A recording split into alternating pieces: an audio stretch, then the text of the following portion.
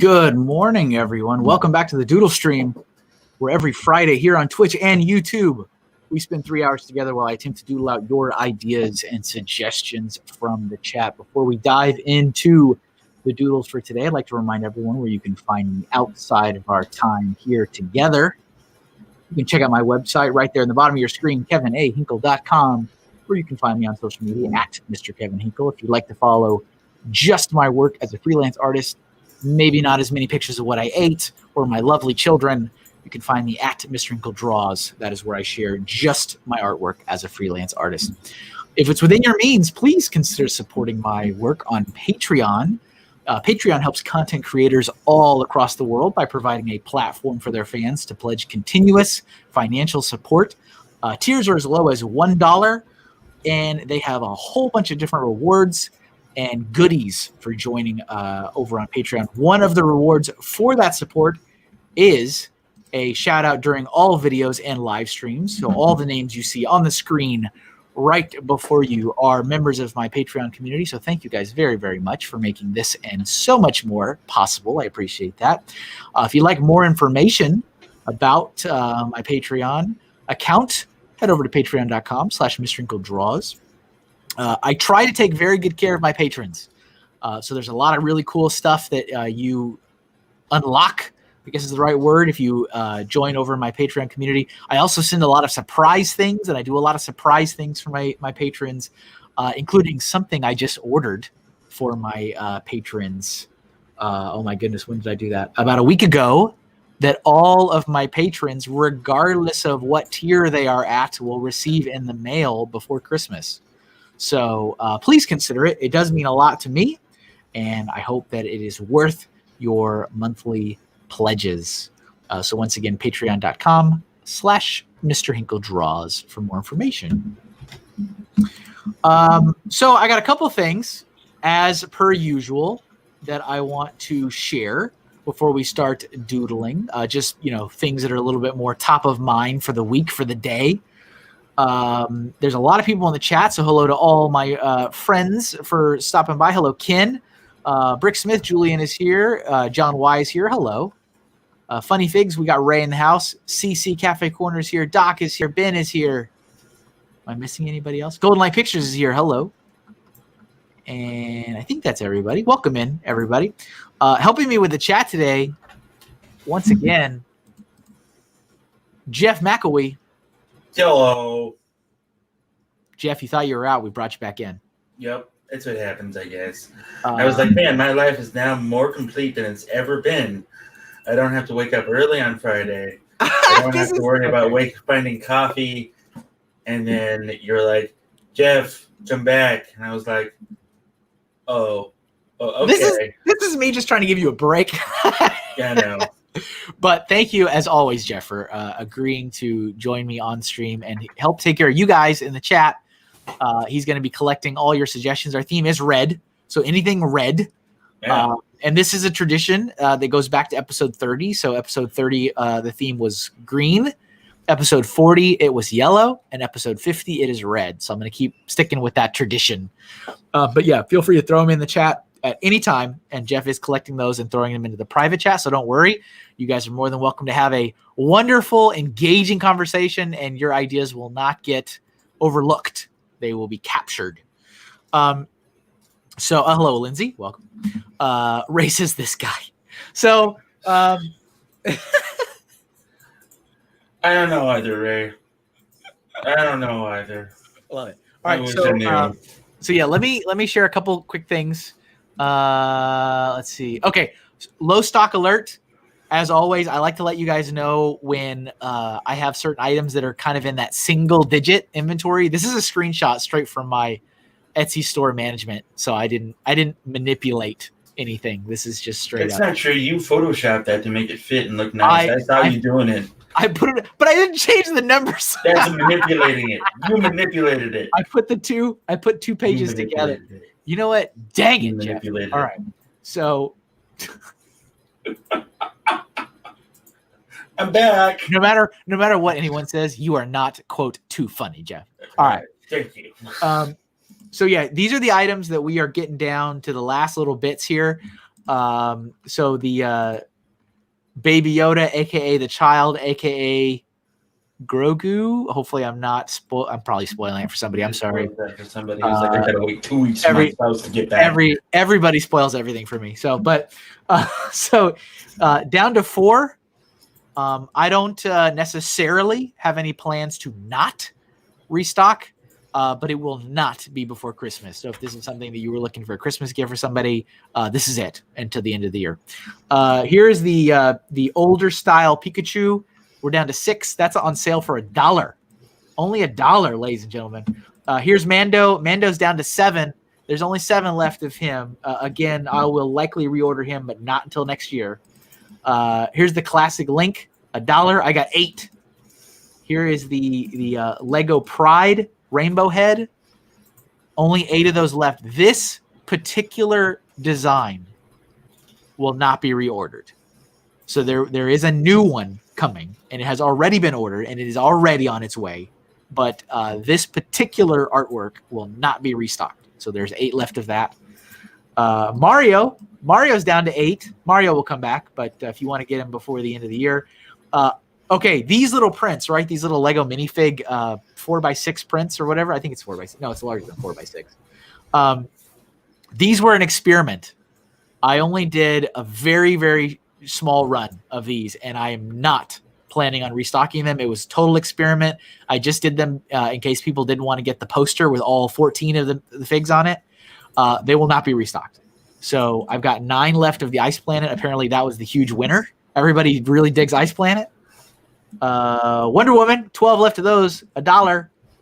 I did based on my Lego artwork of Biden and Harris. I didn't do a lot. I only ordered 20 of each of those, but just so you know, they're in that kind of dangerous stock level of 12 and 14 for those. Benny, 14 left of Benny. And then, yeah, these are kind of a little bit safer, but in terms of quantity. But Wild Style, 15. The Forest Man, 15. Mr. Saturn. Kevin, I have a question. Yeah. Did you just say, oh, shoot, when I say I had a question? No, I said, okay. Wait, what did I say? I don't remember. Oh, shoot. Oh, so, I didn't. Benny's helmet is supposed to have a broken thing at the bottom that its Spaceman doesn't. Yeah, you know what's okay. You know, specifically, okay. This is, I did not. I just saw the suggestion for Brian's face after eating the pickle. I was not intending it to be Benny. Mm-hmm. I was actually intending it to be a red spaceman. Mm-hmm. And I went through all my data, and everything said, Kevin, you're an idiot. Benny's the only thing you do that sells. I was like, okay. So I changed, like, I'm talking in the 11th hour, I changed it to Benny, but this is like, yeah, as you said, not a cracked helmet, not a worn design. So it's like Benny brand new. Yeah, it's like Benny before he's had a hard life. But and then I also turned him upside down because I thought that was funny. But yeah. Like you can see, like here's all the secrets, folks. You can see like the highlight on this side of the helmet, which really doesn't make sense. That means the light source is underneath him, which is weird. It is weird. Because it wasn't drawn this way. It was drawn upright. And when I switched it to Benny, I said, Benny should be upside down because it's silly and it's fun. And so I flipped it upside. So see, he evolved into Benny, but he was never Benny to begin with. But that was a good question, Jeff. You're welcome. Thank you for coming to my TED Talk. Hello, Legolomaniac. Welcome over on Twitch. Okay, so yeah, I just want to let you guys know that those things are down to like some dangerous quantity levels. As you heard, some of those will be reordered. Some of them will not be reordered. Some of them will be replaced with newer, better, fancier artwork. But in case you were looking to get some stuff for Christmas, now's your warning. Also, we're getting near the end of the year, ladies and gentlemen. We're getting near the end of the year. We only have, I think, 2 more streams left because I am not doing one on Christmas Day. I hate to break it to you. So we have 2 after today. We have 2 more Doodle streams, and then the year is complete. So I have decided, after much thought and contemplation, I will be offering a collage print of both 2020 and 2019. I will only be ordering what is, I guess, pre-sold. I'm not going to set an inventory. I'm not going to waste money. So I don't know how exactly I'm going to go about it. I might do a pre-order on Etsy because that is a thing you can do. I've pre-ordered stuff on Etsy. But this is the 2019 print. This has been refreshed from the collage you guys probably saw in January of this year. So these are like the best doodles of last year. I will do a new one for 2020. So you'll be able to get a 2020. You'll be able to get a 2019. I'm also thinking of a color version and a black and white version. Thinking about doing both. More than likely they will be $15 each, or you can do 2 for $20, I'm thinking. So look for details on that stuff soon. As I said, I will not be doing an ongoing availability of that. That's just kind of a one-time thing. I thought it'd be fun. So stay tuned for details. All right, let me get rid of that. Let me get rid of that. Let me get rid of this. And we can start actually drawing. We're 16 minutes in. We haven't drawn anything. Nope. Yeah, Golden Light Pictures, I thought you weren't allowed to sell Benny. Not really. Not really. All right, let me pick something to draw. I know that it's caused such a controversy, Kevin. I apologize. Oh, did you? I don't know. It just sounds like something I need to say anytime I open my mouth. So. Oh, get it. All right, good. All right, I'm going to start with Red Ranger from Funny Figs. Obviously, the first half is black and white, so, color. The colors episodes are a little weird when it's like black and white. So, but, hey, whatever. All right, let me get a reference photo up. You mean like the Red Ranger from like Power Rangers? Yeah. Oh, okay. I thought there was something new, cool, and hip that I was not paying attention to. That the kids are talking about that you didn't know? Yeah. That happens now. It's weird. Yeah. So Golden Light says, when would those Doodle Stream orders go up? Probably not until January because I want to finish the year. So I have all of the doodles from the entire year to go through. So as early in January as I can. So January 1st, everybody. You heard it first. You heard it first. Jeff, you are so great at like committing me to things. I love it. You're welcome. I tried to commit Kirk to a build, but he just won't do it. I think I need to give up. I wish he had your aspirations for Kevin and would go through with things that I tell him to do for no reason. Nice. Yeah. What's up, Ben Gatz? Welcome. Oh, right. I started saying hi to people. One of my favorite moments, Jeff, of all time was your first stream when you said, "Oh, wait, I've been ignoring your chat for the first hour and a half." And then you fully agreed with me, and I was like, I did. Cool, Yep. I'm not coming back. All right. It was great. It was so awesome. I mean, I don't like chat to be ignored, but I was, keeping an eye on it because I'm like, Jeff's not reading anything in the chat. So Brickfella is here, Kevin. Hi, Brickfella. Good morning. Hello, Brickfella. How's it going? I hope your day is well. Oh, and actually, I should say while he's here, everybody, Ray, aka Funny Figs, you know him as Funny Figs in the chat. He has been a guest artist on the Doodle stream as well. He has kicked off his own sketchy stream series, similar-ish to this kind of style. So if you want more Doodle action, check out his channel for more information on that. Definitely want to show him some love and support for his efforts as well. I think he's doing one tomorrow. I think that's the next one. And thank you, Ken. Bought the low stock. Okay, thank you, Ken. Appreciate that. As always.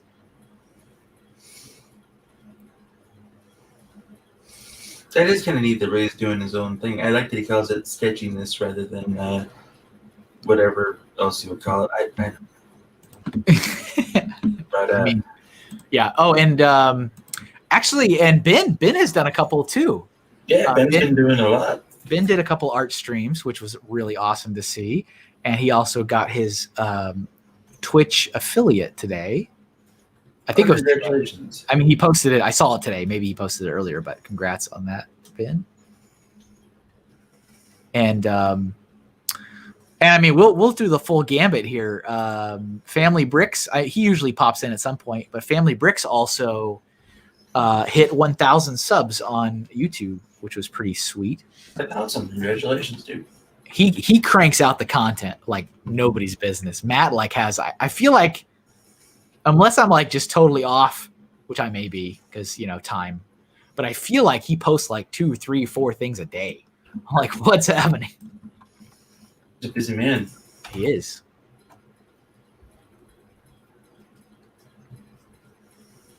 Go Power Rangers. Were you a Power Rangers fan, Jeff? Nope. All right. I missed the mark by like a few years, and I saw it, and I went, "Oh, okay," and that was it. That was. Emily was a big Power Rangers fan, but apparently, Power Rangers spurred her brother and her to like fight, like the play fight, and then play fighting led to like real fighting danger. Yeah, and then they couldn't watch it anymore. It's imminent danger. Mm-hmm. I guess they went a little overboard. Dang. I had I probably like a very similar-ish. Too many bins has been. Yeah, there's a lot of bins. I had a similar-ish relationship with my sister that was 2 years younger than me, where it's like, brothers and sisters, right? Same kind of thing. And I do remember a vivid memory of me, I think, stepping on one of her doll houses or something and saying it was stupid. I to this day, I feel so bad that I feel so bad that I did that. I was a kid. I was a little kid. But I remember stepping on whatever it was. I can't even remember what it was. It was like maybe a Barbie house, maybe. Mm-hmm. But it was like, one of those bigger doll house, like plastic, not like a in-depth wooden model or anything like that. But I remember stepping on it, like stomping on it. And I was like, this is stupid. And I will never forget. I felt, regrets, life regrets. We're not talking about life regrets today, right, Kevin? We're just drawing red crap, right? Okay, good. Make it We're on the same page? We're on the same page. We're on the same page. All right. Good. Siblings, am I right? I don't know. Do you have siblings? I have -1 siblings. My brother died when I was very young. Yeah. I'm sorry to hear that. No. It's fine. But I never grew up. Like I was always like the single kid. Like all of my friends had brothers and sisters, and I like never understood the dynamic. Yeah. And I was always just like, you were just yelling at her a minute ago, and now you're hugging and everything is fine. What's going on? I don't understand. I come from a broken home. Why are you people friendly with each other still? What's going on here? You don't understand. I came from a broken home. Mm-hmm. Yeah. I get it.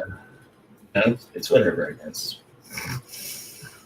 I got it eventually, like when I worked with folks at the jail and stuff, like those people became, like Big Cat is affectionately my big brother, and his name's not really Big Cat, but that's what I call him.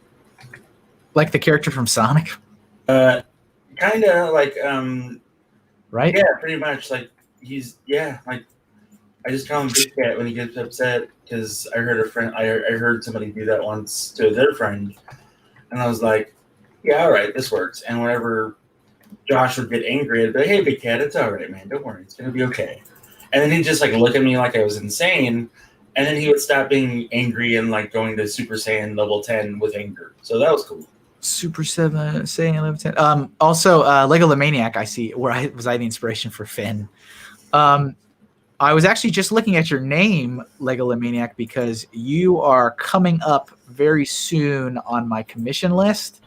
You may have forgotten, and I would not blame you in the least, because it has been many, many months. But you asked for, I think, something for your cat, I believe. And that is coming up. It's probably still going to be a little bit, because I got a bunch of people that reach out to me. They're like, I absolutely must have this before Christmas. I'm like, okay, I guess we're altering the queue a little bit here. Which I will do. I'll let you guys know. Anybody who's reached out to me for commissions and stuff, if you have like a hard date that you need something by for like a special occasion, like if it's for somebody's birthday or an anniversary, like I totally want to make that kind of stuff happen. So you just have to let me know though, because I don't assume that's, but I will adjust stuff to make that work. So I know, Ken, you're on there too. There's a couple people that I'm like, my goodness, some of these people have been waiting for 4 months, 5 months. Also, Ken is very upset that you let people jump the queue. You let Ken down, Kevin. I'm sorry. Oh, who's upset about that? Ken. Okay. I thought you said Canada. I'm like, the whole country? The whole country of Canada. Like, they're all up in arms in Quebec. Yeah. Yep. Yeah, that is usually the only exception is when people are like, I need this for a special occasion. And yeah, usually it's somebody's birthday. That's usually what it is. I'll be like, okay, all right. And I will make adjustments because, like I said, I do want to honor people's when they've got special occasions like that. You've always been pretty good about that. And in all honesty, for as long as I've known you and we've talked privately about things, you've always been like, well, they requested this, so I guess I'm staying up until 2 a.m. and drawing. So, like, you've always been very kind to offer your time, which is, in my opinion, not that anybody asked, is the bigger commitment. Like, you know, yes, you get paid to do this, but you're also sacrificing time with your family, sacrificing time with doing other things that you would much rather be doing if you would rather be doing anything. Yeah. And like, you've had the late nights where it's like, why can't this line look like a face right now, you know? And I hope people, including myself, I appreciate what you do for the commissions and everything else. So I'm still looking forward to mine. Thank you. Yes, indeed. Yeah, rush fee indeed, Ken. Mm-hmm. Indeed. That's what that means. Speaking of not having a line look right, I've been on and off working for 3 days on a Princess Zelda drawing, and I cannot for the life of me get the eyes right. It's just not working. I'll like work on it for like 20 minutes, and I'll go, all right, I'm done. I'll go back and do something else. Let's see. Lego Maniac was May, 7 months. Yeah, see, I don't forget though. They're still there. I don't delete names. Do you ever find yourself really enjoying the commission that you're doing? No, I'm being realistic here. It's not most of them all like peaches and smiles, but is there one that stood out that you've done that you can talk about and maybe share that a little bit with us? Sure. Let me pick another drawing to start. I'm recording all of your suggestions, by the way, everybody. So no worries. Yeah. Jeff's got them all in the private chat. Yeah, I'm pretty good at this right now, and I'm playing video games. So there you go. Oh, and here we have to do this one because Jeff called it. We got to do that one real quick because that one was absolutely cool. You're like, when's the first Lego brick? I figured an hour in once you started coloring things, but like, nah. Yeah, exactly. That was right at the get. It's fine. It's fine. Yeah, most of the commissions I do, I end up enjoying. Yeah. I'm trying to think if there's ones that I don't enjoy. And I mean, usually the ones, I think any artist will tell you that working for other artists can be stressful. Yeah. Because I mean, it's like being a chef and cooking for another chef. That can be a little tricky sometimes. And I've had a couple of those projects where it is for another artist and they have all kinds of feedback. Oh. But it's not like any type of nightmare scenarios. It's just like, all right, so we're doing this. we're going this round. I mean, yeah. Let's see. I couldn't imagine doing that at all personally. Like, if I were an artist and somebody was like, hey, draw me this, and they too are an artist, and then they'd be like, well, I wanted it this way, and da-da-da-da-da. My exact words immediately would be, well, then draw it yourself, but props to you, Kevin. That's and hello to Charlie. Sorry, I missed you earlier. Bluegrass Bricks, welcome to the stream. Welcome. Let me pick another one. I appreciate all of the folks that are patient with me. I definitely appreciate that.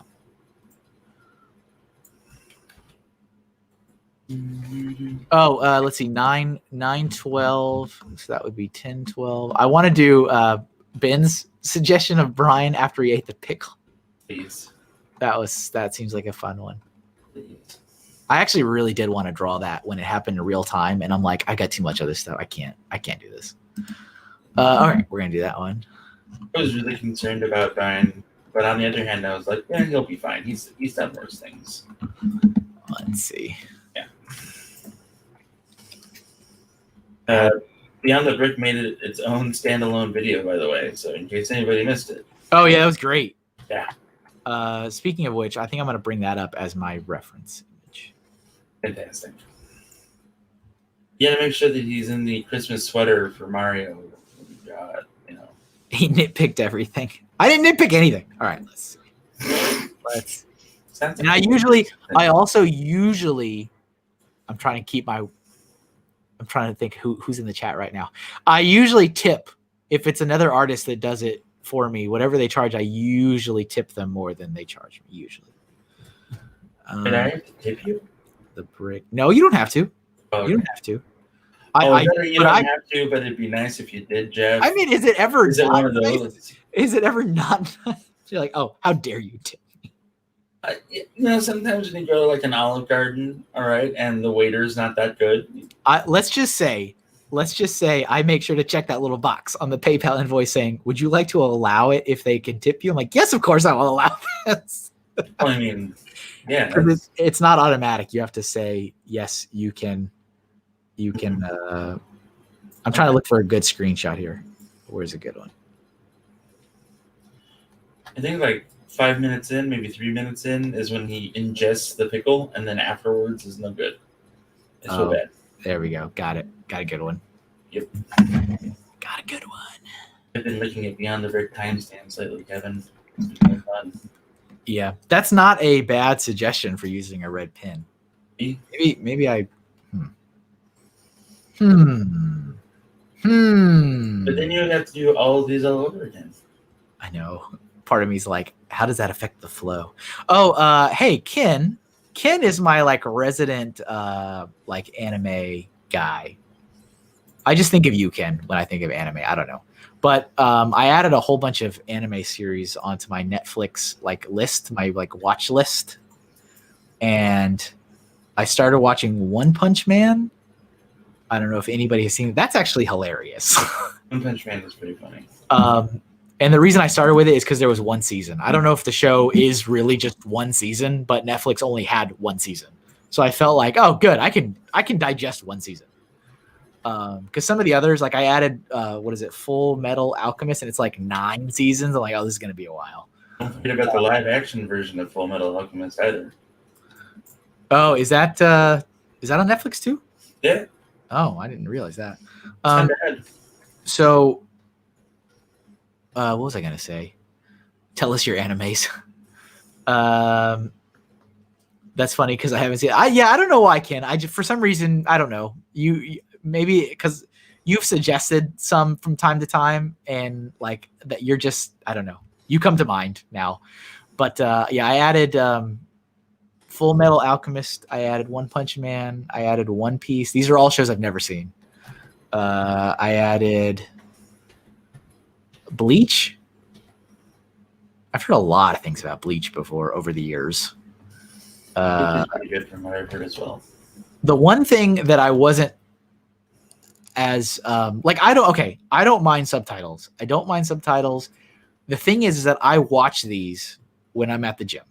Right? I'm at the gym. I'm usually on a machine of some kind. I usually don't have my glasses on, and I do need my glasses. They're not a fashion statement.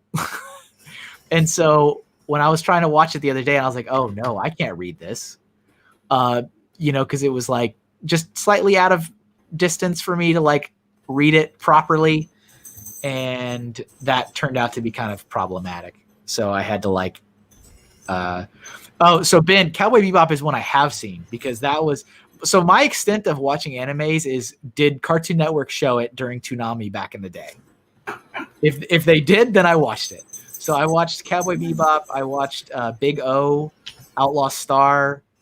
I watched a little bit of Inuyasha, but I put it on the list because I haven't watched the whole thing. I've just watched a little bit of it. This is a weird pose, but this is what he's doing.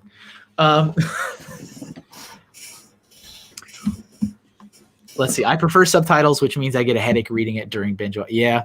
Mhm. Like, I don't mind, but it's just like, it wasn't like, that was like, I'm like, oh no. Cause it was not really easy for me to read it from without my glasses on. And like, I'm literally in motion on a machine, you know, I was like, oh, okay.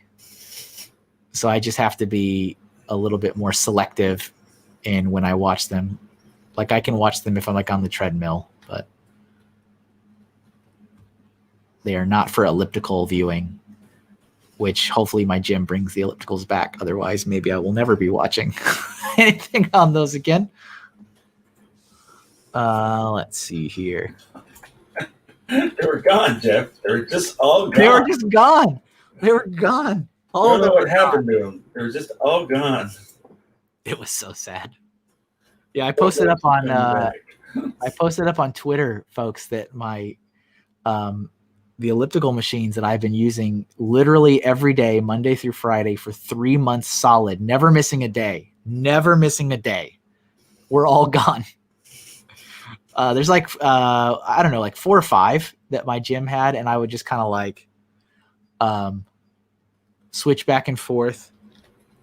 And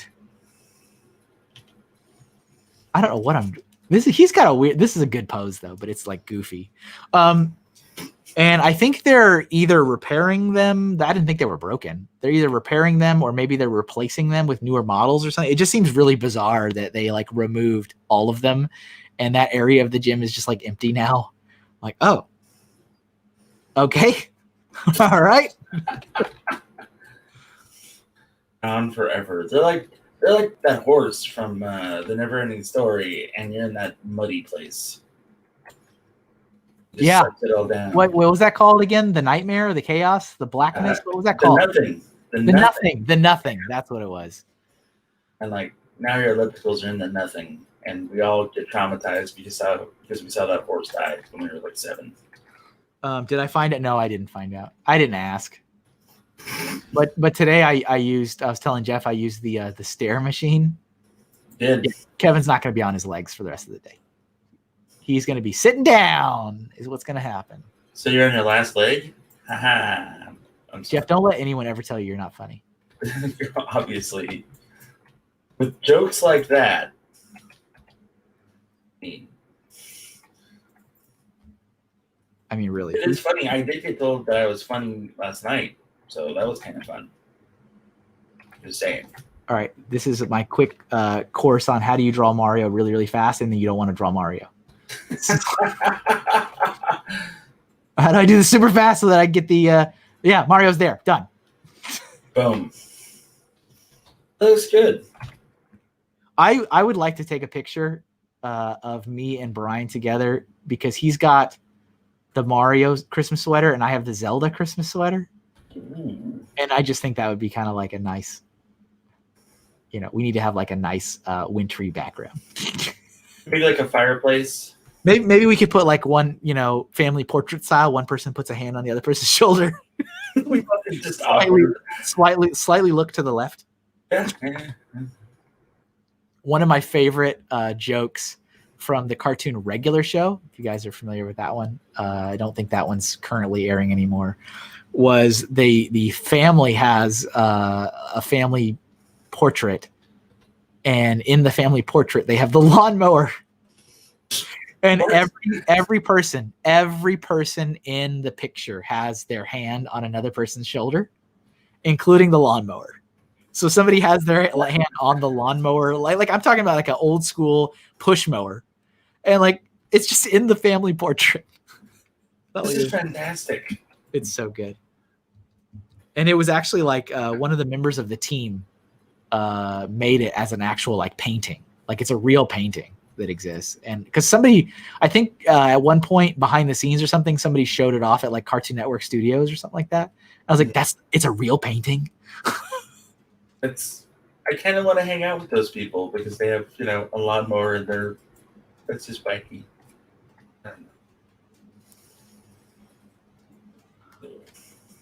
It's good, Brian. I remember these moments, and I was very concerned for my friend's health and sanity at the time, and then I just stopped. What is that? Wait, what are you talking about?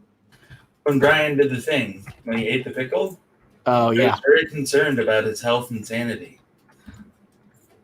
His face got really red, though. It got really red.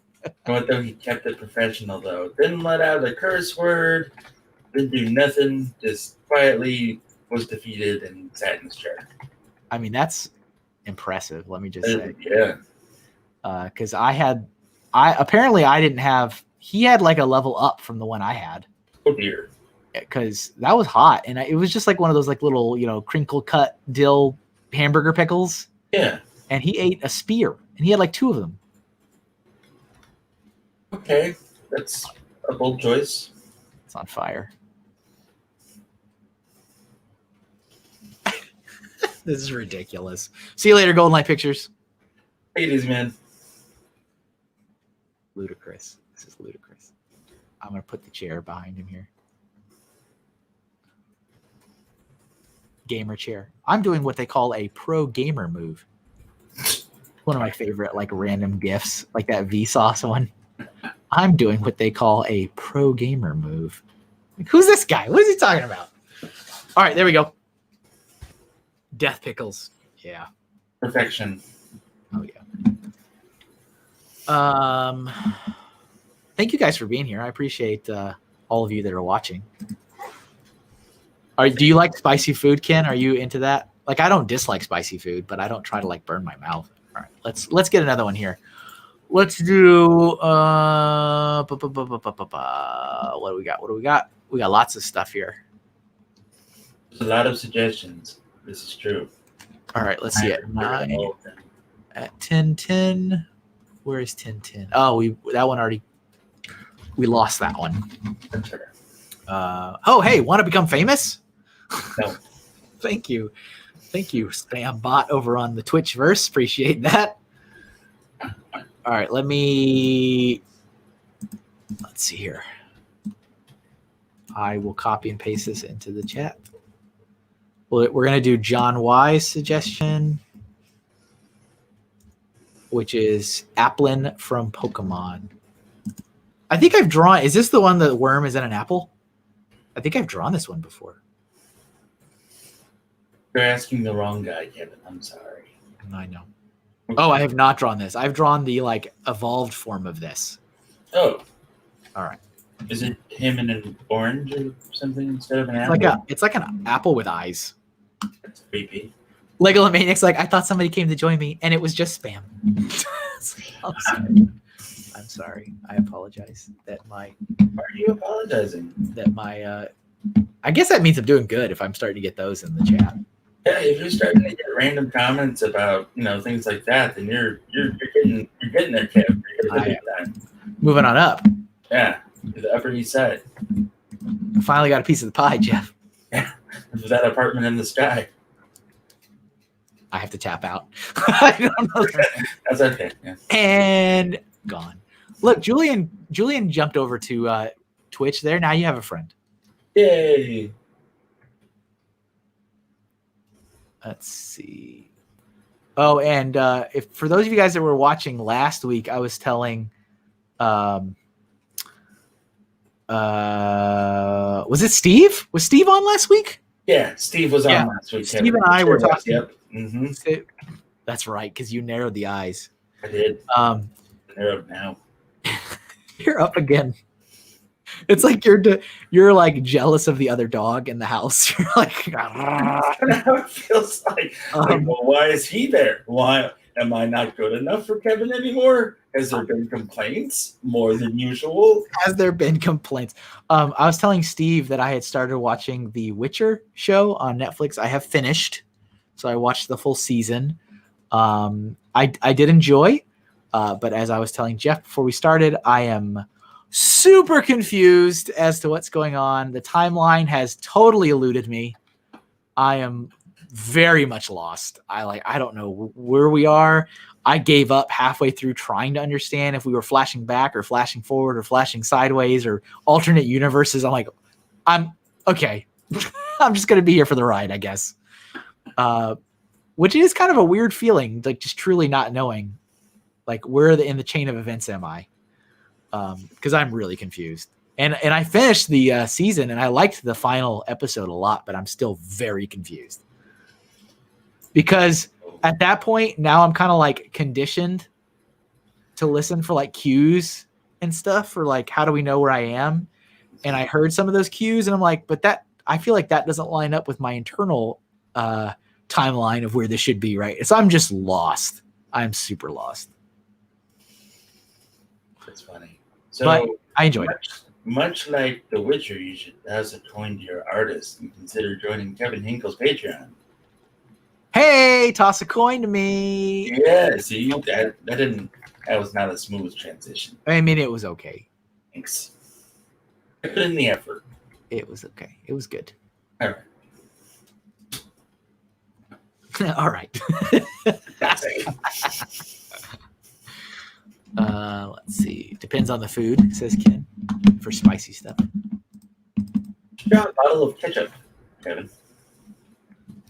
Yeah. Old school Heinz glass bottle. Yeah, and then we could sell it to Heinz. We could do what? You could sell it to Heinz. Oh, here's some promotional art for you. Yeah. That'll be $700. That'll be $5,000.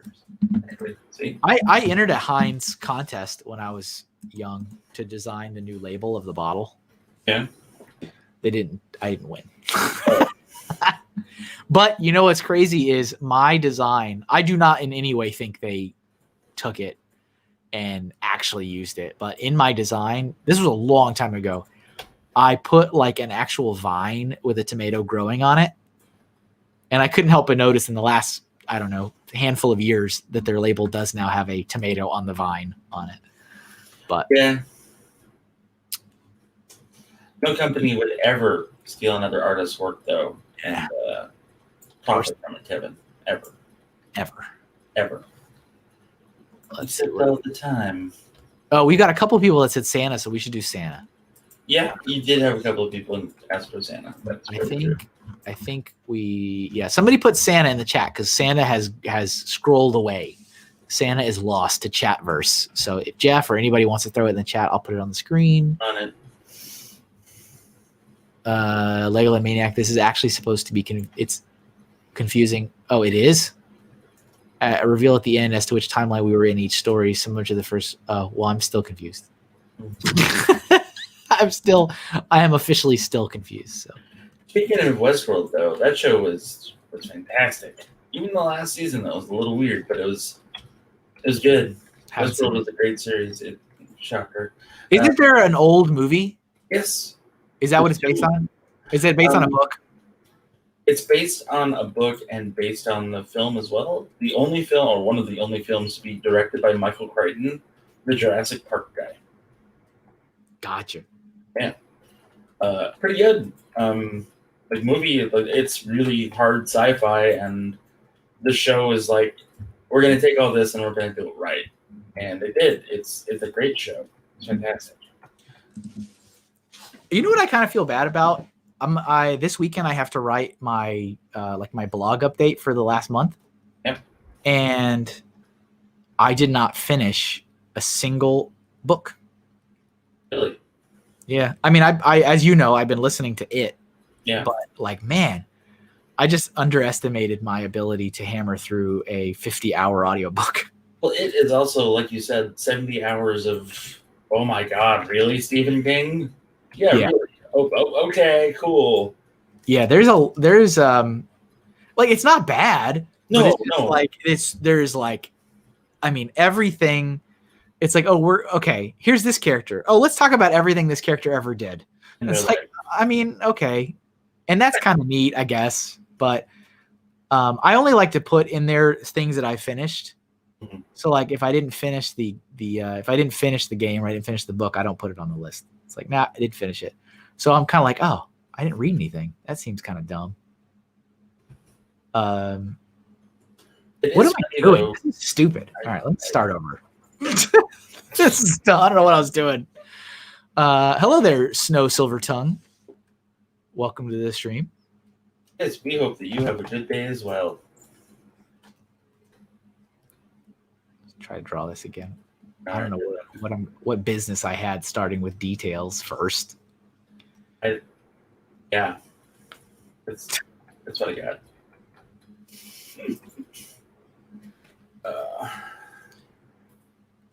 How's it going, dear Kevin? There you go. That's a good one. What? I was reading the chat. Oh, He's doing my job. Sorry, Kevin. yes. Definitely watch that pickle video, Ken. It's pretty good. I was hoping I was hoping Brian would stop in so that we could give him a hard time about it. Oh, he will. He always does. I don't think there's been a stream where he hasn't shown up at all. True. But he's also got this really bizarre sleep schedule he's pulling right now. There's been multiple days where I'm like, hey, check this out. And it's like 7 a.m. and he responds right away. And I'm like, please tell me that you woke up an hour ago and that you have not gone to sleep from last night. And it's never the answer I want. It's like, what are you doing? His sleep schedule is like really weird. Like, you're right. I don't know how to explain it either. I had, before I started hitting up the gym again, I had a string of months where I was staying up really late, like 3 a.m. working. Oof. And on one hand, it was really kind of nice because like everybody was asleep, kids were asleep, like nobody was quote unquote bothering me. Yeah, a little bit of Kevin time. Well, and all I did was just work on what I needed to work on. And then I started going to the gym every day, and it only took like a couple of days where I was like, no, I physically can't do this anymore. Mm-hmm. Like my body is done. I'm lucky if I can stay up to midnight now. Wow. But I'm still getting up at, I get up at 6 a.m. every day. That's devotion. Yeah, it is. I don't think that I can do that. You could do it. Yeah, probably. I don't think. Yeah, you can. Oh, you're right. Yeah, you're right. You know how it is. Like, you're always like, breaking the mold of what I'm doing. That's scary. But of course, if you have a buddy that's like, stop being an idiot. Like, oh, okay, I'll just stop being an idiot. And then, you do it. So. Yeah, sometimes I think about like posting more about what I've been doing in the hopes that it would help somebody, but I usually just don't. Like, well, there's already a Kevin Hinkle life coach. Yeah, truly. I'm sorry. No, there is. No, there is. Like, I remember I was trying to visit your website for the first time, and I forgot the A. Yeah.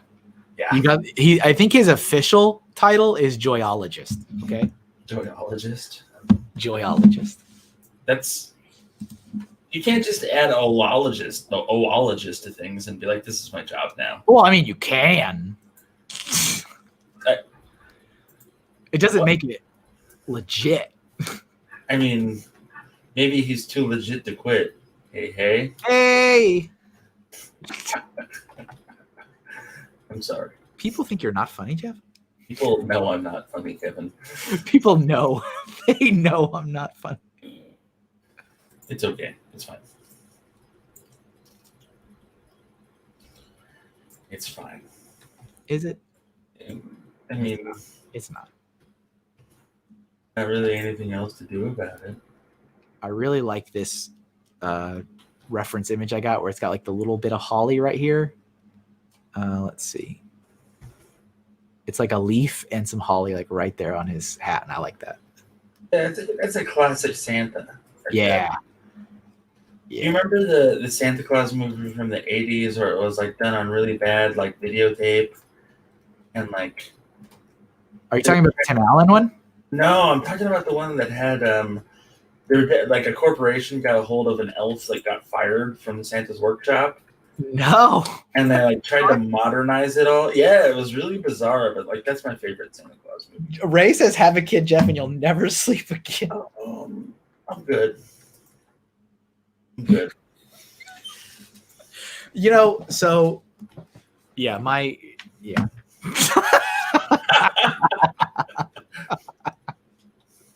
That's about all I got to say about that. Enough said. I was gonna try to like come up with an explanation on why that's not the case, but I don't believe I can. I think there's nothing I can say. That's all that matters. Oh man. I mean, you haven't lived, Jeff, until you wake up in the middle of the night to a child who has vomited into his or her own hair. I partied a lot when I was in high school and afterwards. So like, but that's you cleaning your own hair. No, not my hair, Buddy's hair. Oh, well, yeah. Then you have a little bit of experience. And I always held like my friend, what's her name's hair, whenever she was visiting the old porcelain god. So like, yeah, I know what that's like. It's Yeah. Yeah. Like, why is this crunchy? How long has this been here? It's oof. Your tolerance definitely changes though when it's like taking care of other people, like especially your children. You're like, I love you no matter what. So let's do this. Do I? Yeah, that's fair. No, it's just funny to me to like.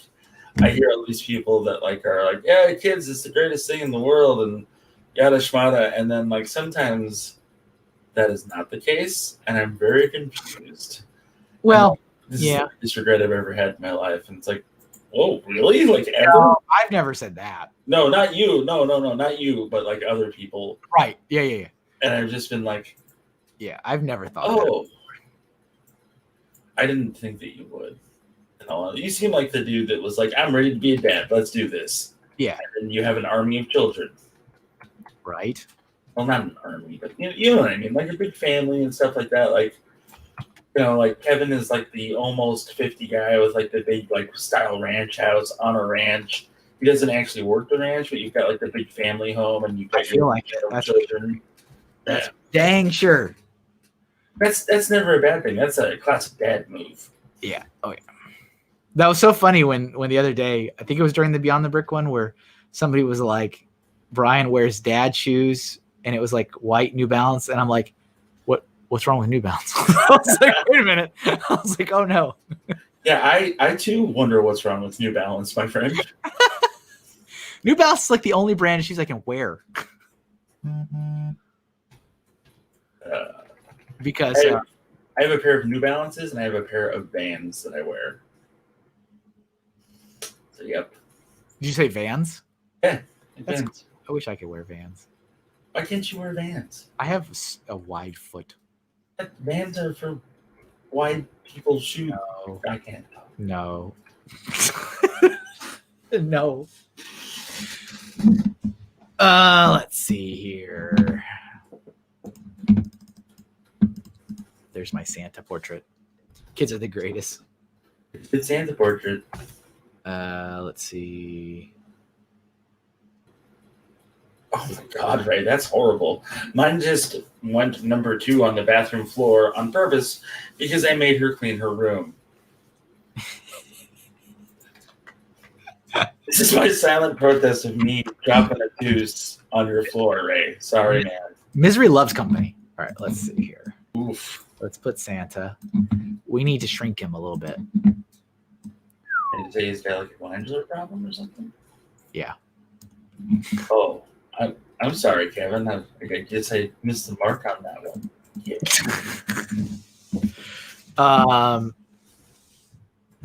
Oh, I didn't hear it. Oh, did you say I'm 50? No. Oh. Okay. What? I don't think you said that, did you? No, I'm older than you. Oh God, I'm older than you. Yeah, you are. I think a lot of people are, and they don't realize it. I don't think that's true. I think Brian is younger than you. Yeah, he is. All right, let me pick another one. Let's see what else we got. I want to do the Red Hulk one. I just want to wait till we get to the color part, I think, for that. Yeah, color's important. And I mean, as with any of the color episodes, it's like a little trickier for the black and white part, but let's see. Oh, that's a good one too, Doc. That's a good suggestion. Let's you could do a red Crayola crayon, but in black and white for funsies, and just write red on the side of it. That way, yeah. Oh, is this it? Have we not gotten any new ones? Okay, wow. We have not gotten any new requests. Thank you for the bits, Julian, over on Twitch. 100 bits. What does that mean? That's biddies. Uh-huh. It's the monies. Oh. I think they're like a penny each or something like that. That's more pennies than you had before. Let's see. It's true. Everything's appreciated. The river sticks, says Legalomaniac. So we do have some ideas that were put in earlier. They're pretty good. Some of them I want to wait for a little bit more so we get to the color part. So if you guys have some more suggestions in the theme of red, please throw them in the chat for us. You could draw the characters from the movie Red. Oh, is there a movie called Red? Okay. All right. Yes, there is. It had John Malkovich, Bruce Willis, another famous person, and Morgan Freeman in it. Draw Satan, says Julie. All right, so we'll put that one. You know what? Speaking of John Malkovich, I finally saw Being John Malkovich. So What do you think?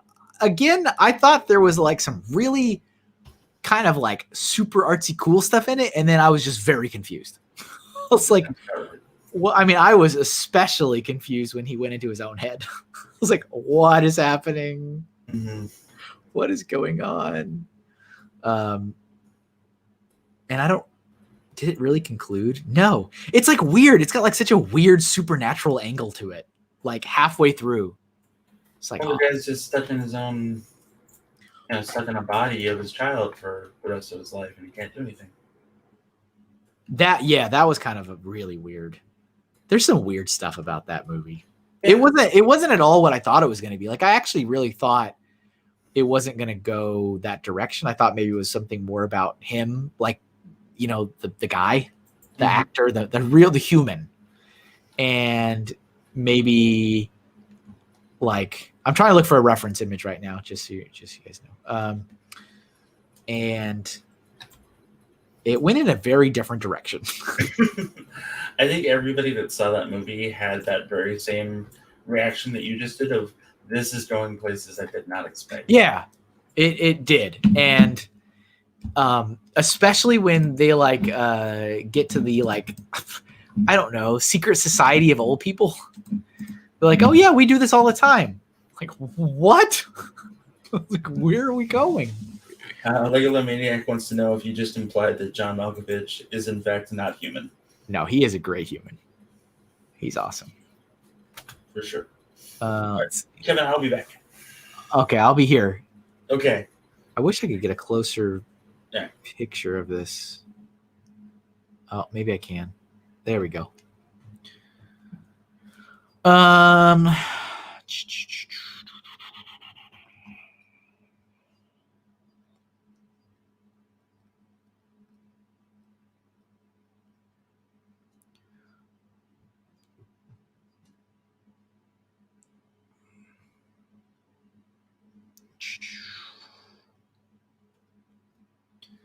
Red dirt from Oklahoma.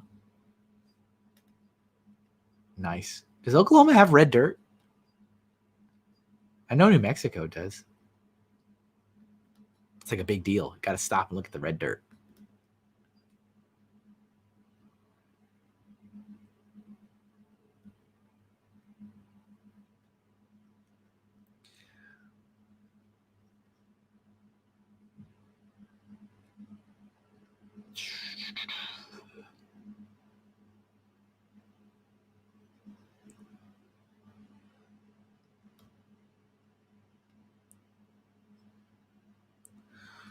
Oh, buddy. Ask Jeff. Hello, Howie. Yep, thank you. 50. I mean, yeah, 50 episodes. I guess I kind of forgot that that's this milestone. It's kind of wild. But yeah, it's episode 50 today, which is crazy.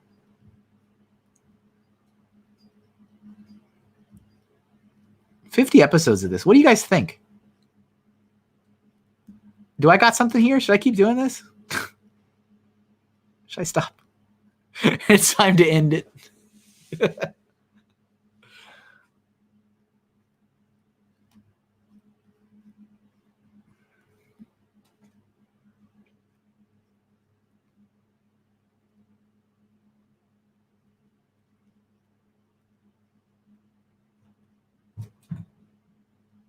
like, you might be onto something. I like it a lot. It feels like a good community. Well, thank you, Ray. I feel good that it's like definitely inspired some other like shows. I mean, I get that I'm not, the only one that does this, but it's nice to see that there's others kind of in our little part of the community world that are doing this kind of stuff. That's neat. It's a neat feeling.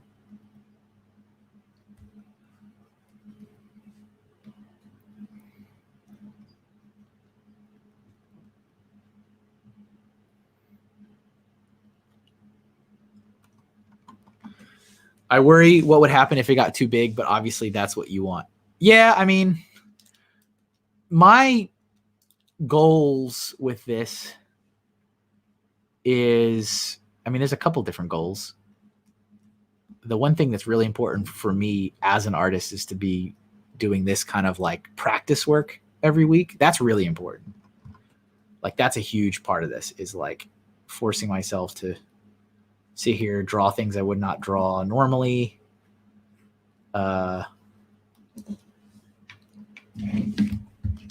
Getting that like just practice in, that's good. That's super good.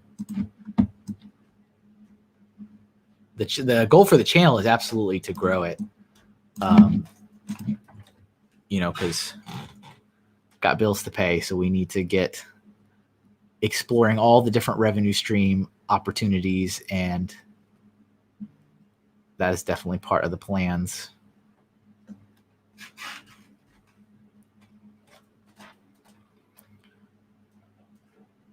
Oh, should he have a goatee? I feel like he should, shouldn't he?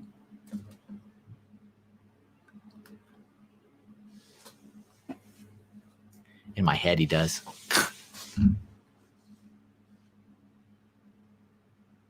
This reference image I'm looking at, he does not, but I feel like he should.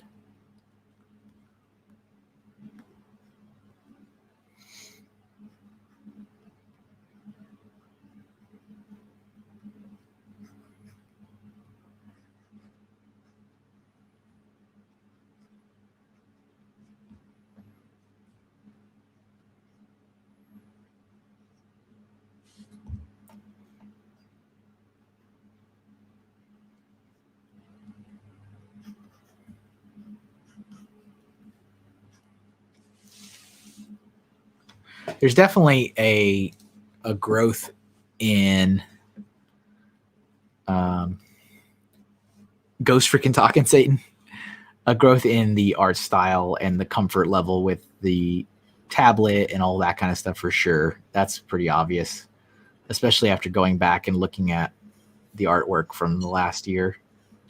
I'm back now, Kevin. Oh, what's up? We were talking about how this is episode 50, and that's a milestone, and kind of That's a big deal. It is a big deal. And like, what's the future? I was like, should I just stop this? She's like, and done.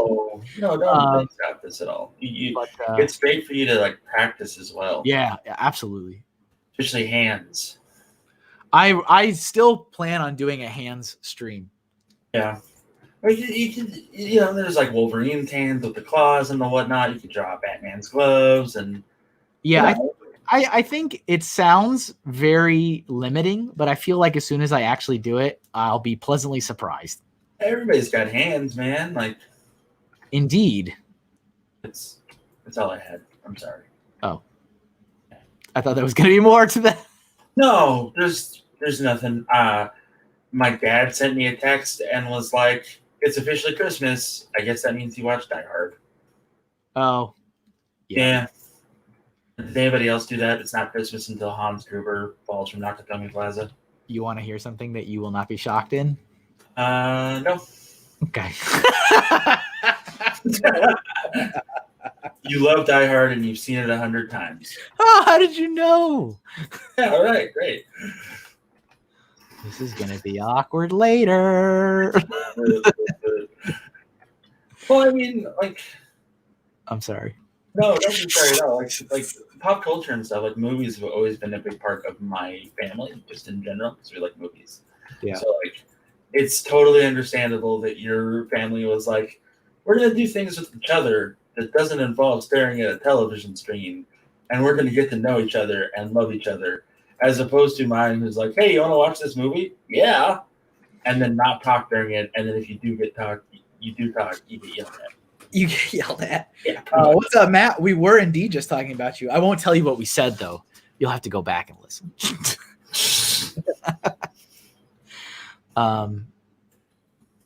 Yeah. What do I want? Let's see. Well, words.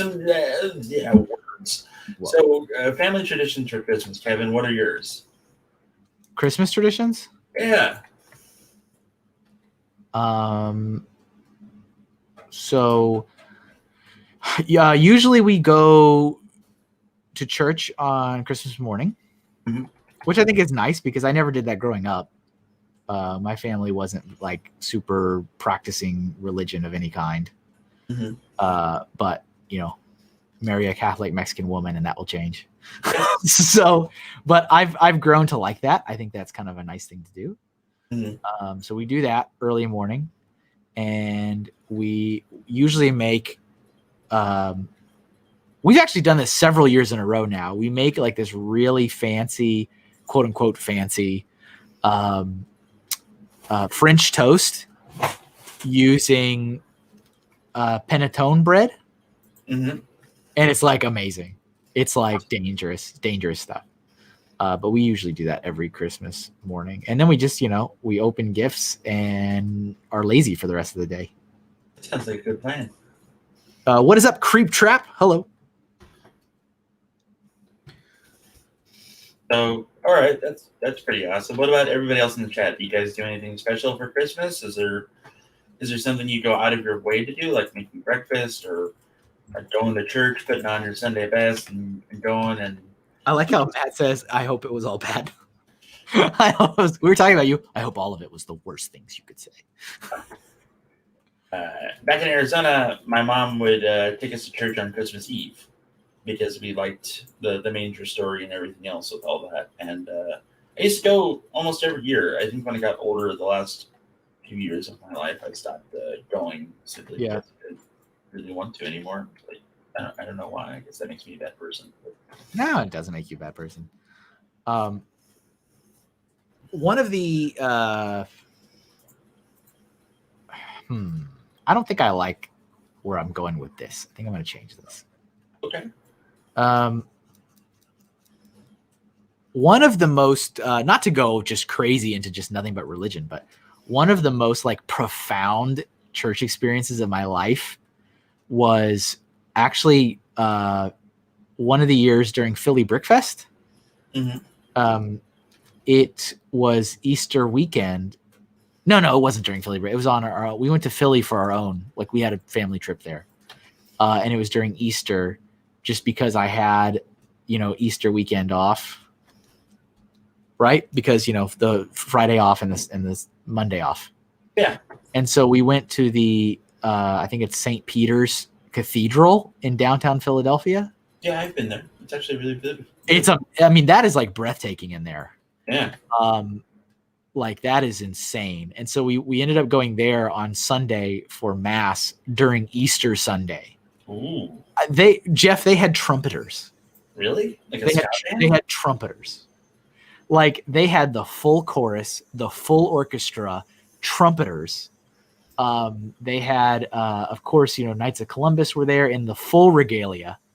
Like I was like, I'm not even kidding. Like I was sitting there like, he has risen today. Like this is insane. Like just like in a really, really profound way. It was like the most amazing church visit I'd ever had. See, that's awesome. Like even from a secular point of view, like that just sounds really beautiful. You can appreciate that kind of art that goes into that, and being in such a beautiful building and things like that. That's awesome. It was, and I'll never forget it. It was just like, wow, okay. All right, other churches, you got to top this. Okay. Zebrix says draw Chima, but red you won't. Okay, well, right. I don't like that hand, but do I ever like hands? No. All right, so there we go. I was trying to make him manifest some fire, but I don't know how I feel about it. I mean, it doesn't look bad. Thank you. It looks like the devil from the Pick of Destiny, or the tribute to the greatest song in the world by, Tenacious D, so that's pretty cool. In the words of Hinkle, you do you. Indeed. Yeah. There's enough internet for everybody. There certainly is. Ben says we eat, or Ben Gats. There's a lot of Bens. Ben says we eat sputzers for Christmas, basically fried dough that we cover in syrup. Thank you for the bits. Julian throwing all the bits. Appreciate it. Making it rain bits today, isn't he? Raining those biddies. Yep. Let's see. What do we got for suggestions? A couple new ones. Yeah. Hello, Miss Neverland. Welcome. How you doing? Oh, yeah. We're going to go. So we did one Satan, and we're going to do a different Satan. Okay. We're going to go him from Powerpuff Girls. Nice. Okay. Yeah. All right. I think that's my favorite version of Satan, by the way. If anyone were to have a favorite version of Satan, it'd be him from the Powerpuff Girls. Yeah. Yeah. Oh, Red Lantern. Yeah, that's Red a good Lantern. That's a good one too. Is Red Lantern? Is he the one that's like red is what, anger? Yes, And rage. it's like in the comic, is it just like this rage fueled monster? There's a couple of different Red Lanterns, but the ones that made it like pertinent, I don't remember his name, but he had a cat with him. Oh, okay. Yeah, I just remember. I remember reading. What was it? Blackest Night, maybe. The one where it's like there was a Black Lantern. Yeah, that's Blackest Night. Okay, and the guy that had the red ring was like this. Like I feel like he was always yelling, and he always had like blood coming out of his mouth. And I'm like, whoa, this guy's intense. Yeah. And how he passed his power was he basically vomited all over somebody for the most part. Yeah, I wasn't a fan of that comic. No. It just wasn't like it just didn't do anything for me. I'm like, all right. I liked the concept of different emotions being on the spectrum for like lanterns or like powers, but like, yeah, I just didn't. Same page, Kevin. Same page. Yeah. Same page. What's up, Papa B? Hey, Canadian Papa Bear is here. Always good to see you, sir. The Mother Harlot. Who's the Mother Harlot? I can already hear the Google tapping.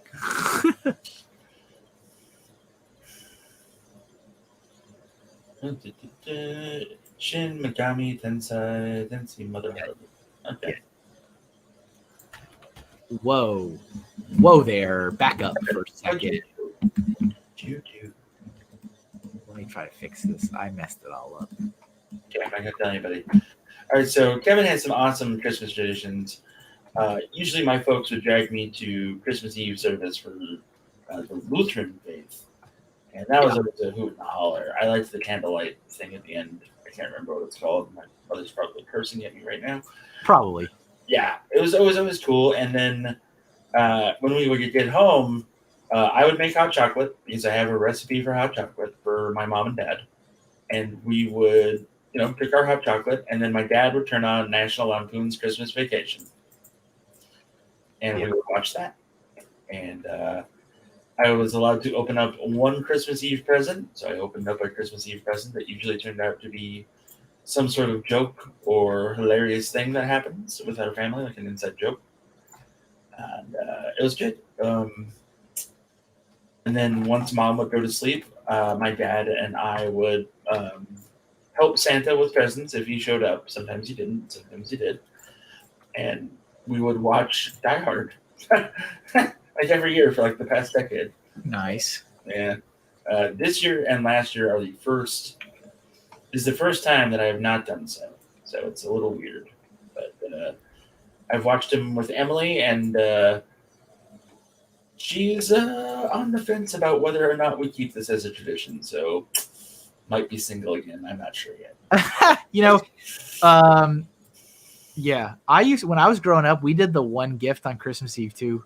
Mm-hmm. We do not do that now. My wife does not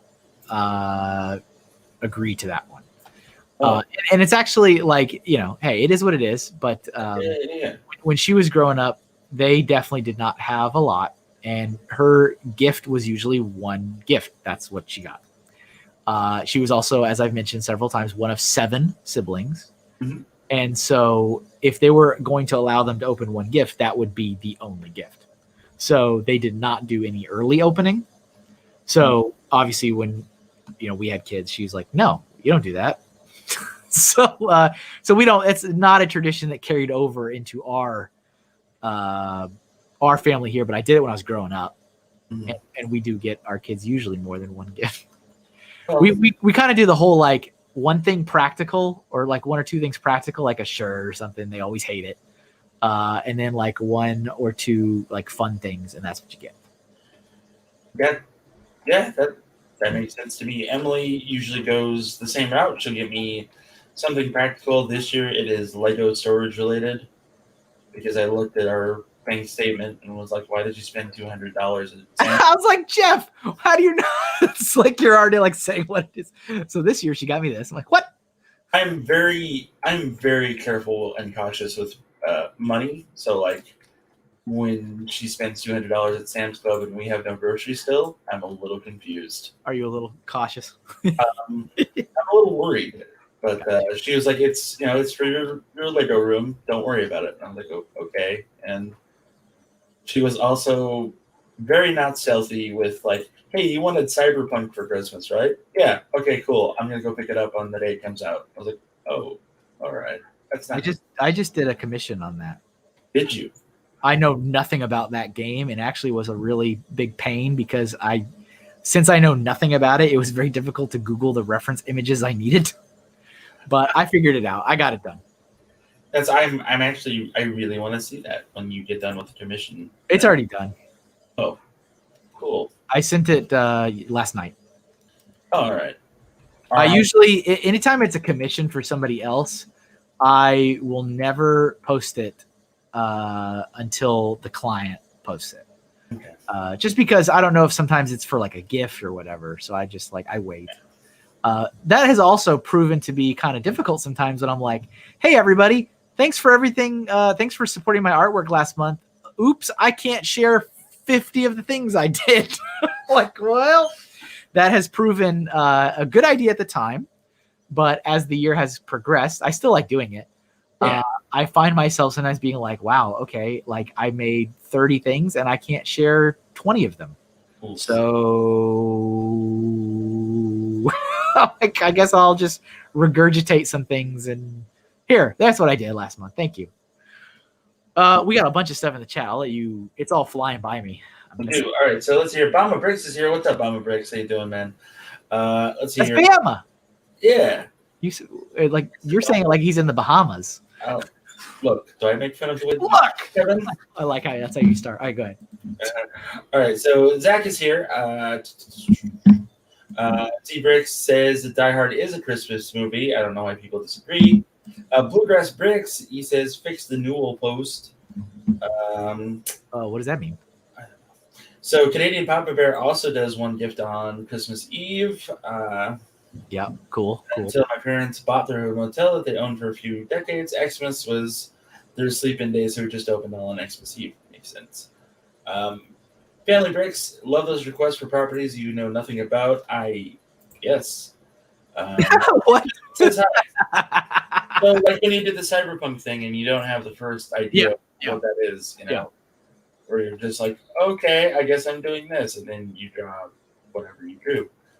Okay, I got you. Yeah. You said it so funny. Like, thank you for all these things I know nothing about. Good job. I'm kind of good at it sometimes. I like it. It's good. All right, I think I'm gonna draw the whole. Yeah, we're gonna go. He's simple enough that I'll do the whole body on this guy.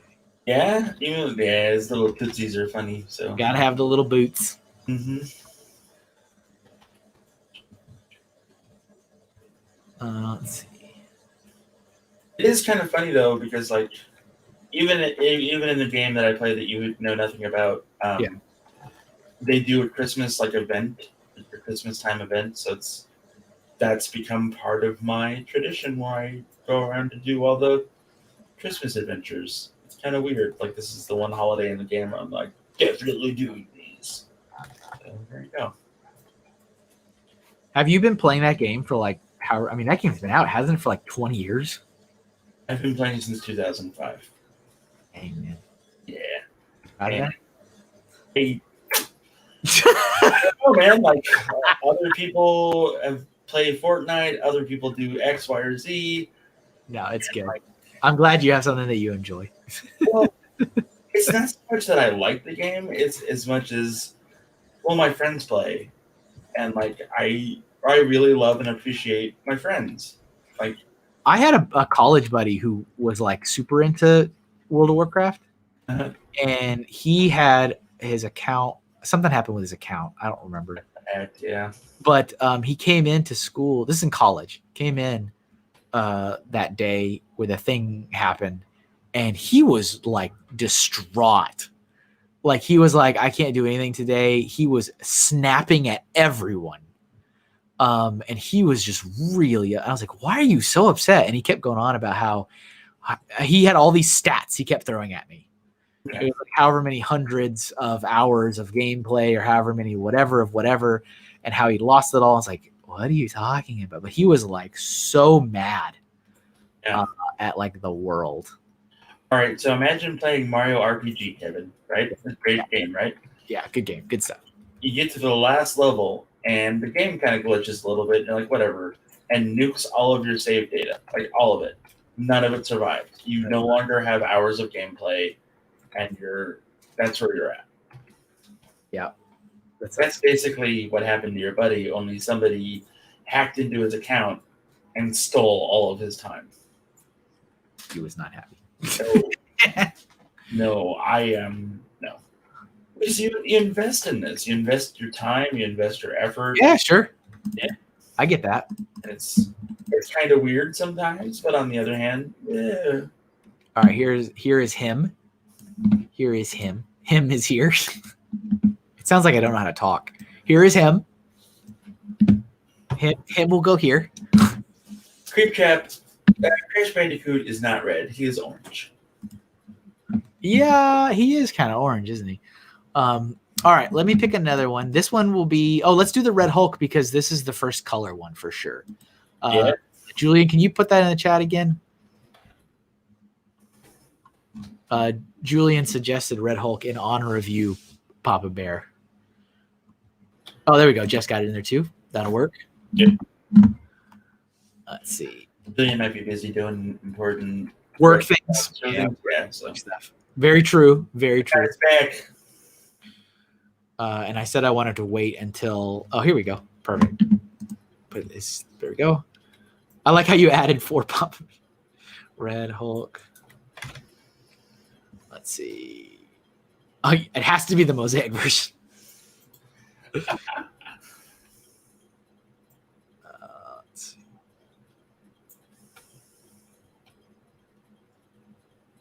I don't understand what's the red.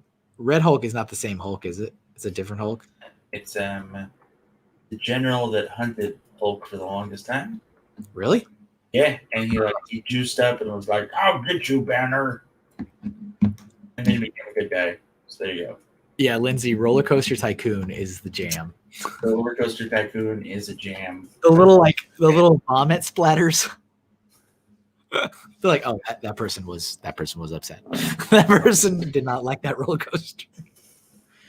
And you get like the little. I played so many hours of that game. So many hours. You get the little costume folks that can walk around and like dance for people. There was a class I had. Maybe this is how everybody played it. I don't know. There was a class I had where when we finished our work, we could play on the computer, and that class had the Roller Coaster Tycoon on it. And so I would try to finish my work as fast as humanly possible so I could play Roller Coaster Tycoon. Ours, we had the same computer class, and I would try to play Dino Park Tycoon. Dino Park Tycoon? Was that like the same thing, or is it some ripoff? It's totally something else entirely. You build a theme park, but it was basically the kid version of Jurassic Park, and it was great. Like, you'd have to buy like specific land for your dinosaurs. You'd have to like research different dinosaurs, and all that fun stuff, and it was really, really great. It was just a good time. Gotcha. Yeah.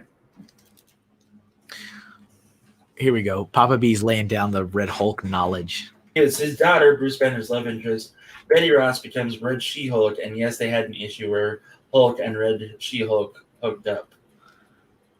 Okay. This is when that song plays, right? The Oh No song. Oh, yeah. Oh, no. Okay.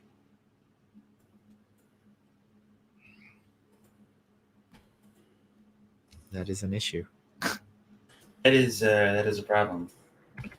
Ben Gad says that he sucked at Roller Coaster Tycoon as a kid. Ben, it's never too late to revisit things. I'm just saying. I don't know if you still suck at it. I hope not. I don't know. I got nothing. I got nothing. I got nothing. I got nothing. Hey, are you doing your mental health talk thing? Right? So normally I do. I did not do it last Sunday just because I was seriously wiped out. I don't know why. But Probably not the best time to do a mental health talk. No. I'm probably going to do one this Sunday, and we're going to talk about addiction and how to manage your addiction. So, Okay. yeah, it's going to get real deep real fast. And I'm sure that I'll make some people angry. So. Oh, okay. Yeah. Really? I have Why would you make people angry? You can call people out? No, I have a very difficult view on addiction, and I guess I'll share it now, if that's okay. I guess so. I don't even know what you're going to say. So people with addiction have an addiction to drug, alcohol, whatever, like basket weaving, okay? And like stop your addiction to basket weaving. Basket weaving, underwater basket weaving specifically, it's very niche. But so like if I'm basket weaving all the time and I'm like, man, basket weaving is the greatest thing, but I start hurting myself and others and yada shmata with basket weaving. Yeah, that's an addiction for sure. I'll switch to a different thing that I do. And I'll obsess over that. And like it's a little healthier and it's a little safer, but in the scheme of things, all you're doing is replacing X for Y. Okay, yeah.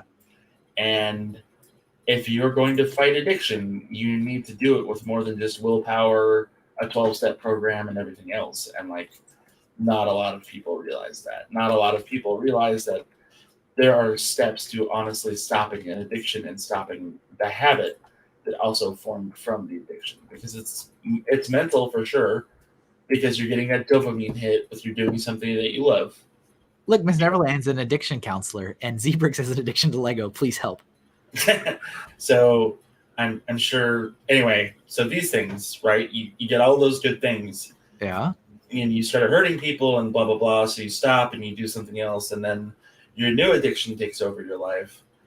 And you're basically doing the exact same thing, only it's healthier. And like everything is good in moderation. Everything could be bad if you overdo it. Like if Zebrix decided to be like, well, I'm not going to school anymore, to heck with scouts, I'm only going to build Chima sets at home. I'm only going to build Chima sets at home. Got it. I've known people that have locked themselves in their homes for months and have like survived on crackers and like whatever else they can find just so that they can do what they're doing. A good friend of mine 8 years ago lost his life due to playing the game that I started playing once more. Oh, really? Yeah. He broke up with his girlfriend. They'd been together for years, and he just stopped. He saved up enough money to survive for 3 years, and he just stopped doing things. I would log into the game for like 10, 20 minutes to be like, hey, what's going on? And he'd just be like, well, I'm going on day number 5 of no sleep with this, and I'm close to this. And I was like, okay. And like, I told him straight up, like, dude, you need to stop or you're going to seriously injure yourself. Yeah. He didn't listen. And then I tried and tried and tried. But if you're so hooked in, yeah, you don't care what it's doing to you or what other people say, you know, you need help, buddy, because you're so locked into it. And he died. He stopped eating. He stopped drinking. He just stopped completely. All he did was play World of Warcraft. That's crazy. Yeah. And he was a damn fine person too. He did everything creative and it was beautiful. He was a graphic artist, and it was a real shame because he just didn't care anymore. He was suffering depression. He was feeding that depression with a video game and a little bit of a problem in other areas too. And his girlfriend, his friends, his family, his parents, we were all supportive of him. We tried to get him to go to a rehab like facility, and he went for a day and then he left. So, because once you get checked in, you know, you can choose to leave, and he did. So, yeah, careful with your addictions, everybody. Merry Christmas. I don't know how that would make someone mad at you. Like trying to help. I mean, I'm getting everything you're saying, and I'm like in agreement. Because you were like, people are going to be upset with me. Like, why would be upset with you about that? Because I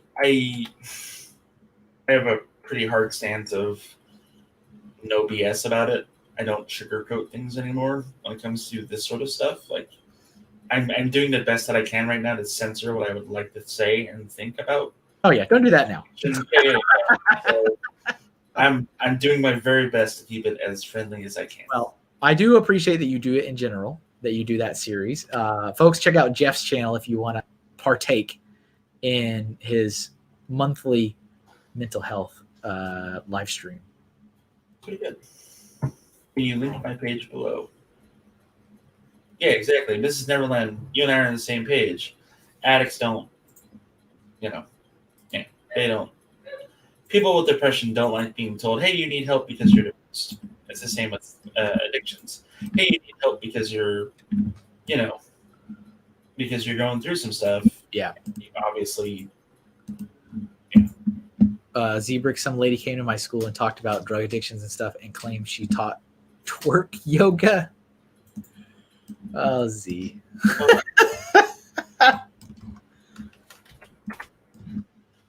My channel, just to make sure everybody is aware, is not family friendly. No. Don't expect me to be like, hey, gee willikers, guys. Like, but Jeff is a good person. He would not be on my stream if he was not. I know when to be family friendly. How's that? He knows when to hold him. He knows when to fold. Exactly. That was the toughest part about Friday and Saturday, by the way, of that Beyond the Brick nonsense. Oh man. Was what? Holding back? Oh yeah, oh man, I listened recently. I was just working and just letting the YouTube playlist just go, and I ended up re-listening to your talk that you had Brian on your show. Forever, this was months ago. Oh wow! But I was there. I mean, I was commenting when you were doing it. But it was the one where you guys talked a lot of stuff, and it was amusing to me to once again remember the how you were like cursing and Brian wouldn't do it. He would not do it. He's like when he says bleeping, he's like, you bleeping, and you were like, I'm gonna say it. Yeah. I've never been a big fan of censorship in general. So I like that you still invite me to your show. You know where I stand on things, and that's a respect that we both have for one another. Or I'm not going to be like, well, here I go on a tangent, and just every word that nobody ever wants to hear comes out of my mouth. And I appreciate it. Well, I mean, so joking aside, I really like it when you ask me to do this. This is one of my favorite things to do in my world right now. So. Is that also why you get so upset when somebody else does it? It is. Struble. Yeah, you shake your head with your fists. I mean, the way I come at it, and I told you this, is that this is my show. right? Like this is my commitment that I said I will do this forever. Well, maybe not forever. I'll do this for as long as I'm going to do this. And it does really help when people come on and they help me with the chat and stuff. And a lot of people, it doesn't work for them for schedule wise because they have their own work and time. And again, it's not their responsibility to do this. And I really appreciate that. I mean, you've never said no to me, but I also don't want to be like, hey, let me use this guy up until he's totally done. You know what I'm saying? Like, I don't want to do that. And so sometimes I'm like, let me give him a little bit of a break, you know, and let you do your thing. That's the thing too, is that like this also helps my stand-up career. So like people have asked, like, what have you done? I'm like, well, I do this every Friday. And like it's mutually beneficial for the most part. So far it hasn't really worked out in the gotten me a gig part, but you know, it's there so that if somebody wanted to, you know. Does Red Hulk have yellow eyes? It's all right, cool. I'm sorry, I heard you. Yeah, he does. When he's angry. Yeah, because like all these images I'm looking at, he's got like yellow eyes in all of them. Neverland gave you a sub. Thanks, Neverland. I appreciate that. And the ever-growing Jeff enterprising situation there. So. Oh yeah, I'll take a look. I'm just about done with this one, and then I'm gonna look at what Papa B has provided me. Always a delight. Hulk has got to have that little spit between the teeth. It has to. Oh yeah. Like that's every bit of art I've ever seen has that. Like that's the thing. It has to be done. I mean, are you even drawing the Hulk if he doesn't have that? No. Okay. It's drawn somebody else. Yeah. John like Hulk. All right, there we go. There's our Red Hulk screaming. Nice. We got some muscular folks today. All right, let me look at what was that? It was something harlot. It was God. Harlot. Mother Harlot. Let me look at it. Yeah. Mother Harlot.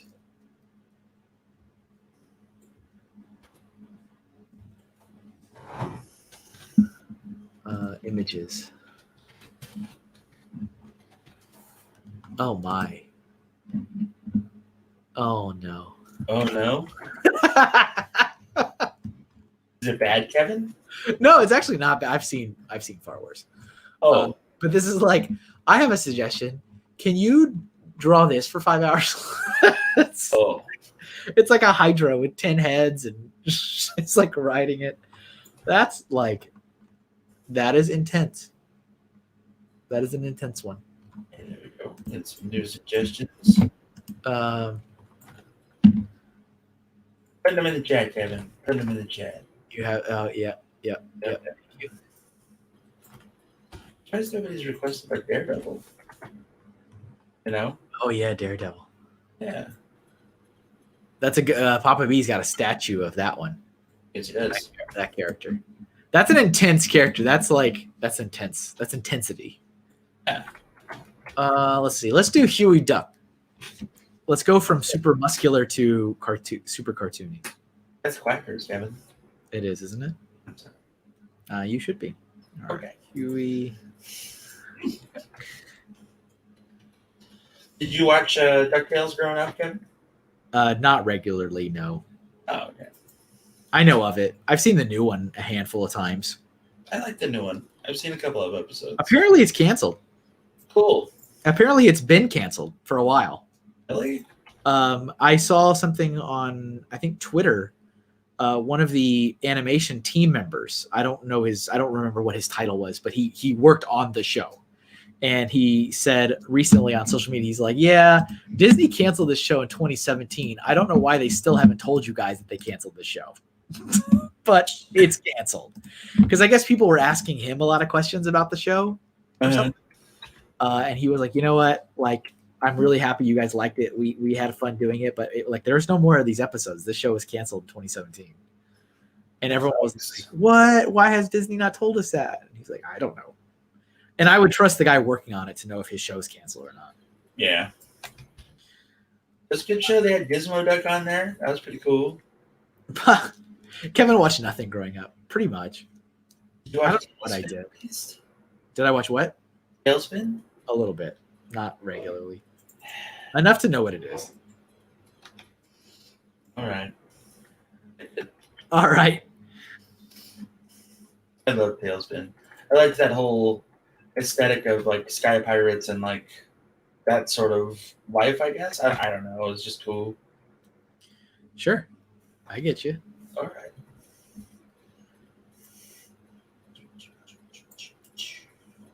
Are you drawing modern? I am. I'm going modern. Oh, okay. I do like the look of the modern. Yeah. You can actually tell them apart. You just got to color it the right way. That's all you really have to do. What did you draw? What did you not draw? What did you watch growing up? A lot of Nickelodeon. Mhm. And I mean, that mostly was Nickelodeon. Like, I remember growing up all over Nickelodeon. Like, Cartoon Network was there, but it was like Nick was where it was at. So like I watched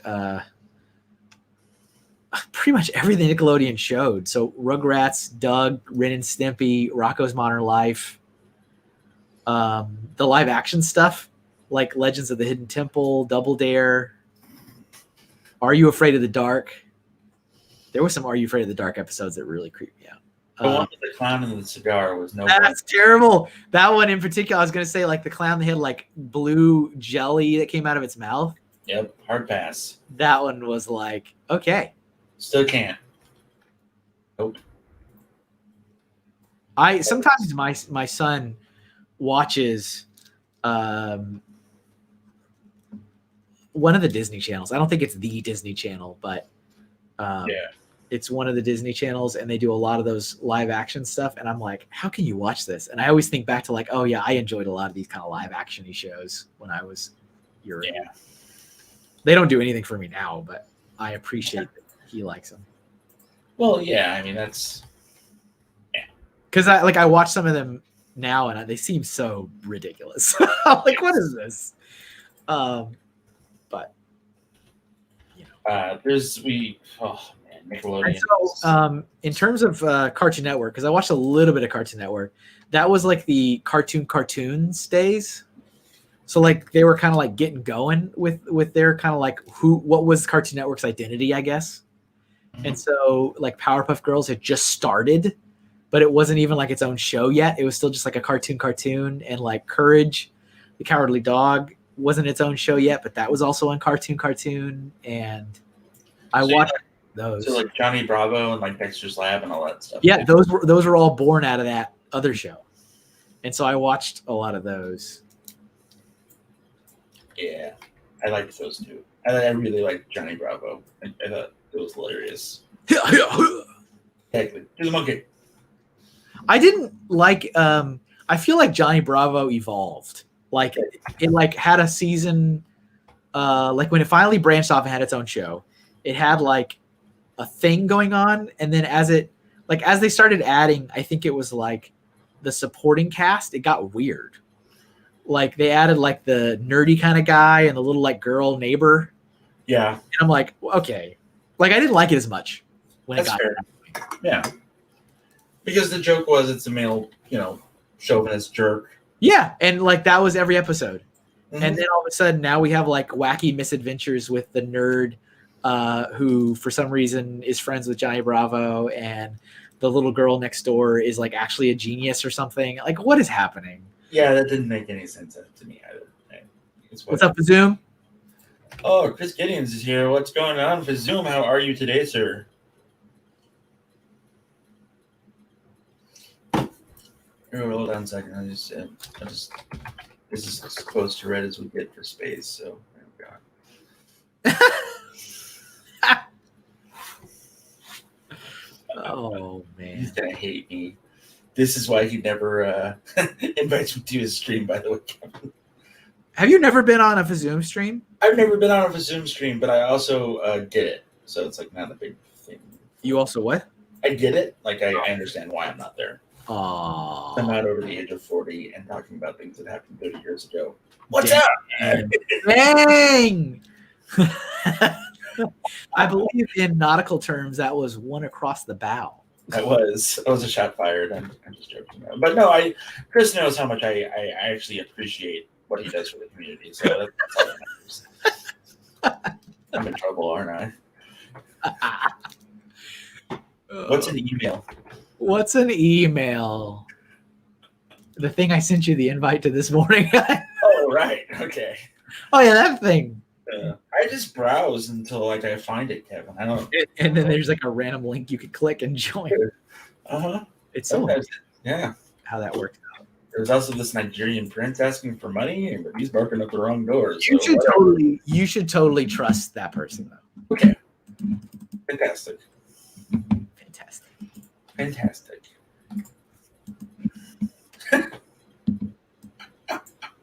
I feel like this. I might cheat here.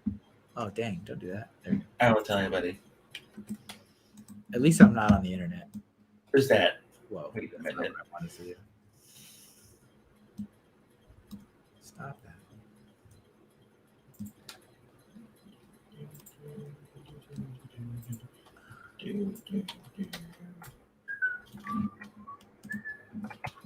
This is what they call a pro gamer move. Is it? I feel like I don't know what a pro gamer move is, Kevin. I don't either. I just like that he said that one time. And Fantastic. I'll forever remember that. Love it. I needed to scrawny him up a little bit. He was too wide. Fair. Because the first suggestion would never happen. I mean, I wouldn't say never. That's like intense, man. That's an intense doodle. Draw this multi-headed creature. Like, oh my goodness. Unless I did a bunch of cheating and just like drew one head and then just copy paste. Maybe I should do that. Maybe that is the solution. It could be. Call that as old. I'll ignore it. I didn't. Yeah, I did. You did kind of. I did kind of. I mean, actually, you just did straight up. Yeah. Well, found the fire exit. Pretty much. Where's that window I need to jump out of? Ah, excellent. So Zebrix wants to know where Kai is at, Kevin. I don't know who Kai is, Kevin. Who's Kai? Is it a Kai's in my Etsy shop. Okay. It's the red ninja. Oh, right. The red ninja, like Raphael? Oh. No. Oh. The red Lego ninja. Oh. The inferior ninja to Raphael. Gotcha. Passing through, chilly from the shade.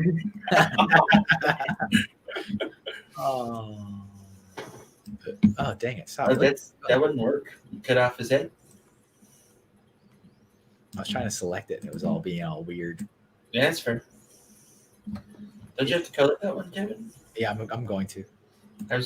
Okay. I was just bringing it in a little bit. All right. I appreciate that you gave the Red Hulk sort of implied nipples, by the way, with your shading. Yeah. I was going. He has them. Yeah. Right? He does. I was just saying, I appreciate the fact that you took the time. Right. Right. Those are always those fun moments where you're like, am I drawing a nipple? I am. All right. Okay. I am drawing a nipple. You get your little Leonardo DiCaprio moment where you blush and look up, and then you're like, all right. Oh, Red Hulk was like, draw me like you do your French girls, Kevin. I have seen Titanic. Really? Yeah, I saw in VHS, and I remember when it got to the end saying, please insert the second video cassette. Nice. It had like, I remember looking at a poorly, but at the time, amazing CGI water ripple effect. Mm-hmm. And it just had like words that were like floating on the water, like, please change to the next VHS tape. Well, you know, that James Cameron, he also made the greatest movie of all time, The Abyss. I've not seen that one. Yeah, we know. Have you seen, one movie that I haven't seen that I feel like everybody else on the planet has seen, and I almost don't want to see it out of spite at this point, is the Avatar movie with the blue people? My friends took me to see that 5 times in the theaters, and I'd be happy if I never saw it again. Like, I just don't understand. It got dethroned, didn't it? As the top grossing film of all time. I think The Avengers was like, oh, that's cute. And it kind of made me mad that was like the top grossing film of all time. Like, it really? made me mad too because The Dark Knight, just before that film came out, was like the top grossing film of all time. And then Blue Smurf, Romeo and Juliet, People on an Alien Planet movie happened. Blue Smurf. Yes, this is this is a Wacom Cintiq. No, not Cintiq. Wacom Intuos tablet. I think that's how you say it. Intuos. Cintiq. Wishful thinking. Yes, I'm just over here on my Cintiq. No Cintiqs here. A little bit of artist humor. A little bit of poor artist humor. That's stacked. It's got layers, Kevin. It does have layers. But yeah, I was mad. I'm like, why is this stupid movie the #1 grossing film of all time? I mean, that being said, I had never seen it, but I'm just like, I feel like it shouldn't be this movie. It felt like Dances with Wolves, but in space. So there you go. And there was a cool mech. So, I do need to see this stupid thing eventually, though. There you go. I think I have to. It's one of those, like, it has solidified itself in pop culture now. Has it? It has. I didn't think about that movie until you just mentioned it. The fact that I can never say Avatar and not say not the one that's the like, I have to clarify it's the cartoon. Mm-hmm. Means I need to see this stupid movie. You're like, I do not. I kind of disagree, but that's okay. I'm not. It is what it is. It is what it is. Yeah. You think I should go my whole life and never see it? Yeah, I think that there's some movies that you're okay with never watching. Because nobody's going to give you a hard time about never seeing Avatar. Because people are like, yeah, okay, I can understand why you didn't watch that. But, like, if you say, hey, Jeff, I've never seen The Godfather, for instance.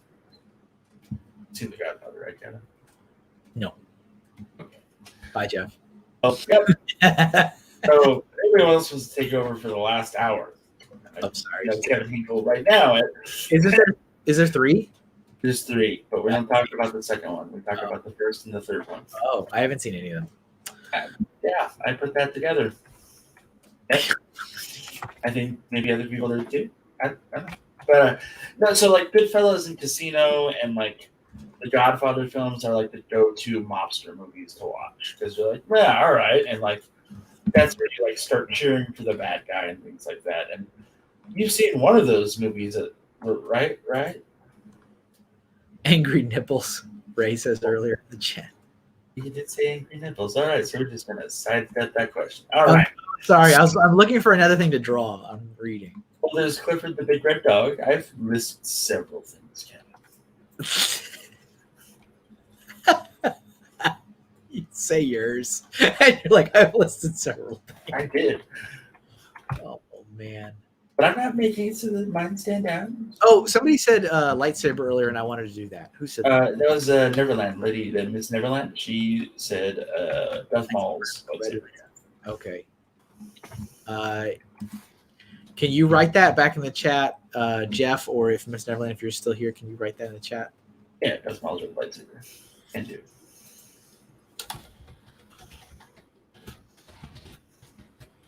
Because I was trying to think how I would do a lightsaber without, because the middle is white, and I was like, if I go black and white, I'm not gonna be able to do this. It's silver. Yeah. The middle? Yeah, the middle. So.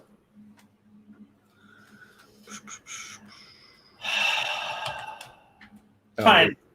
It's fine. You do you. Right? It's fine. Okay. Oh, hey, Jeff. Hey, what's up, man? Welcome. Kai. Right. He's just going to keep saying Kai. He really is. See you later, Bobby. Oh, bye, Canadian Bobby Bear. It was good seeing you, man. I drew the wrong Huey, says Julie. Whoops. Whoopsie doodle. Whoopsie doodles. All right, let's see here.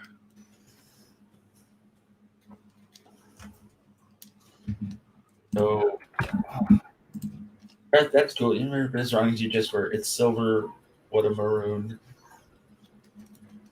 What? I didn't say it was silver. As wrong as you have just been. It is silver. It's not silver. It's white. It's silver. What are you talking? Are we talking about the same thing? I don't know. Are we, Kevin? We can't be. We can't, like, we physically cannot be.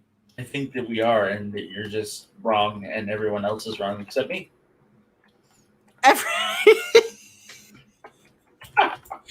Well, in that case, you're right. Right, see? There you go. I can't argue with someone that's that confident. Yeah. Yes, Kevin, you maroon.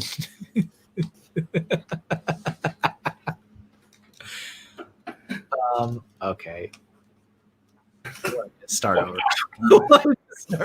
Taking a turn. Yeah, maroon. Yeah, maroon. That insult was purchased by Acme. Let's try to do a little bit. What's better. Acme, Kevin? Dang it.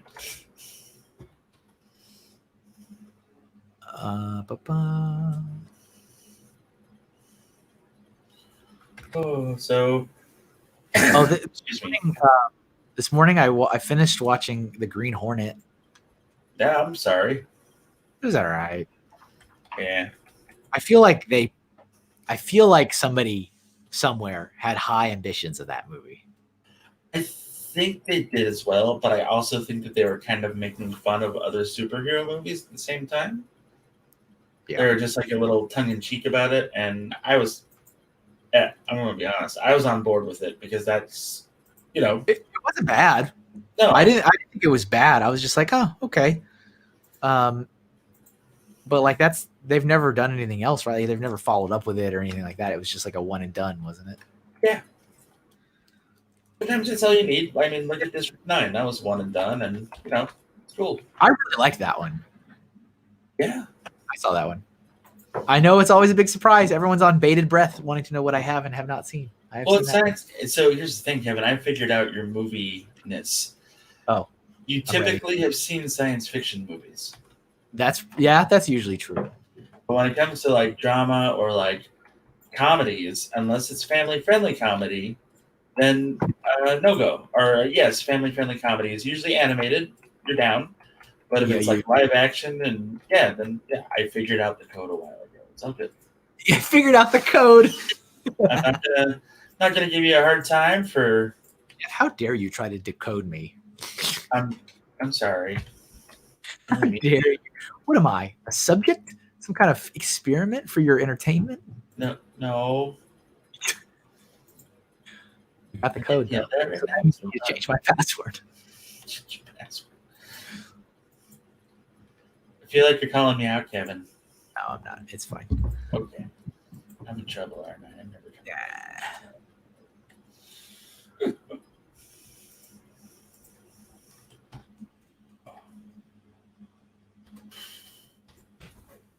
Let's see here. Jeff undresses Kevin with his eyes. I mean, maybe sometimes, but that's none of your business, Julian.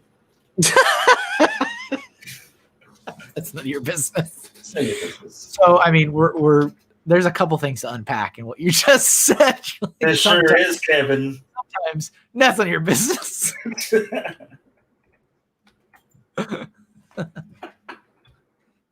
What are your thoughts, Jeff, on how like I mean, it almost seems like Darth Maul never goes away. You know what I'm saying? Like I don't dislike Darth Maul by any means. I thought he was super awesome. Mm-hmm. But like I also kind of don't know if I subscribe to the whole like nobody in Star Wars ever dies. Or I guess people die all the time, but like there's certain key players that just seem to just be forever. I don't know if I subscribe to that. So I grew up with the traditional Star Wars. It wasn't Episode 1 or it wasn't A New Hope. It was Star Wars, right? So like no bloody A, C, or D. No bloody A, C, or D. God dang it, Scotty, you're the best engineer ever. Just Star Wars. But I think it's neat. I think that they really screwed up in Episode 1 when they showed Darth Maul dying, like getting cut in half, because like there's no coming back from that. Like, I'm sorry. Really. No, there's no. You're done. Enjoy your life. You are now dead. But when they did it in the cartoon and in the Clone Wars, or no, was it Rebels? No, Clone Wars. He came back in Clone Wars. Did he? He did. That's right, because he took over Mandalore. Okay. It was crazy. He was like on a junk planet. Yeah, okay, yeah. Yeah, that happened. And his brother found him that didn't exist before, but now brother in quotes. Yeah.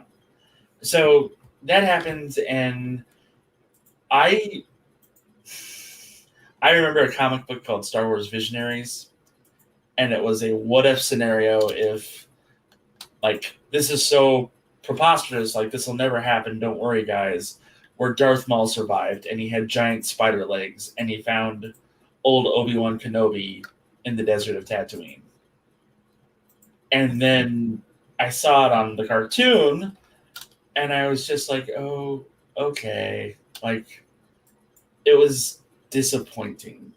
What's up, David G? Dave G, what up? But I as the story progressed with the character, I became more on board with it. So there you go. Like I don't, yeah, it's weird for me because I definitely like him.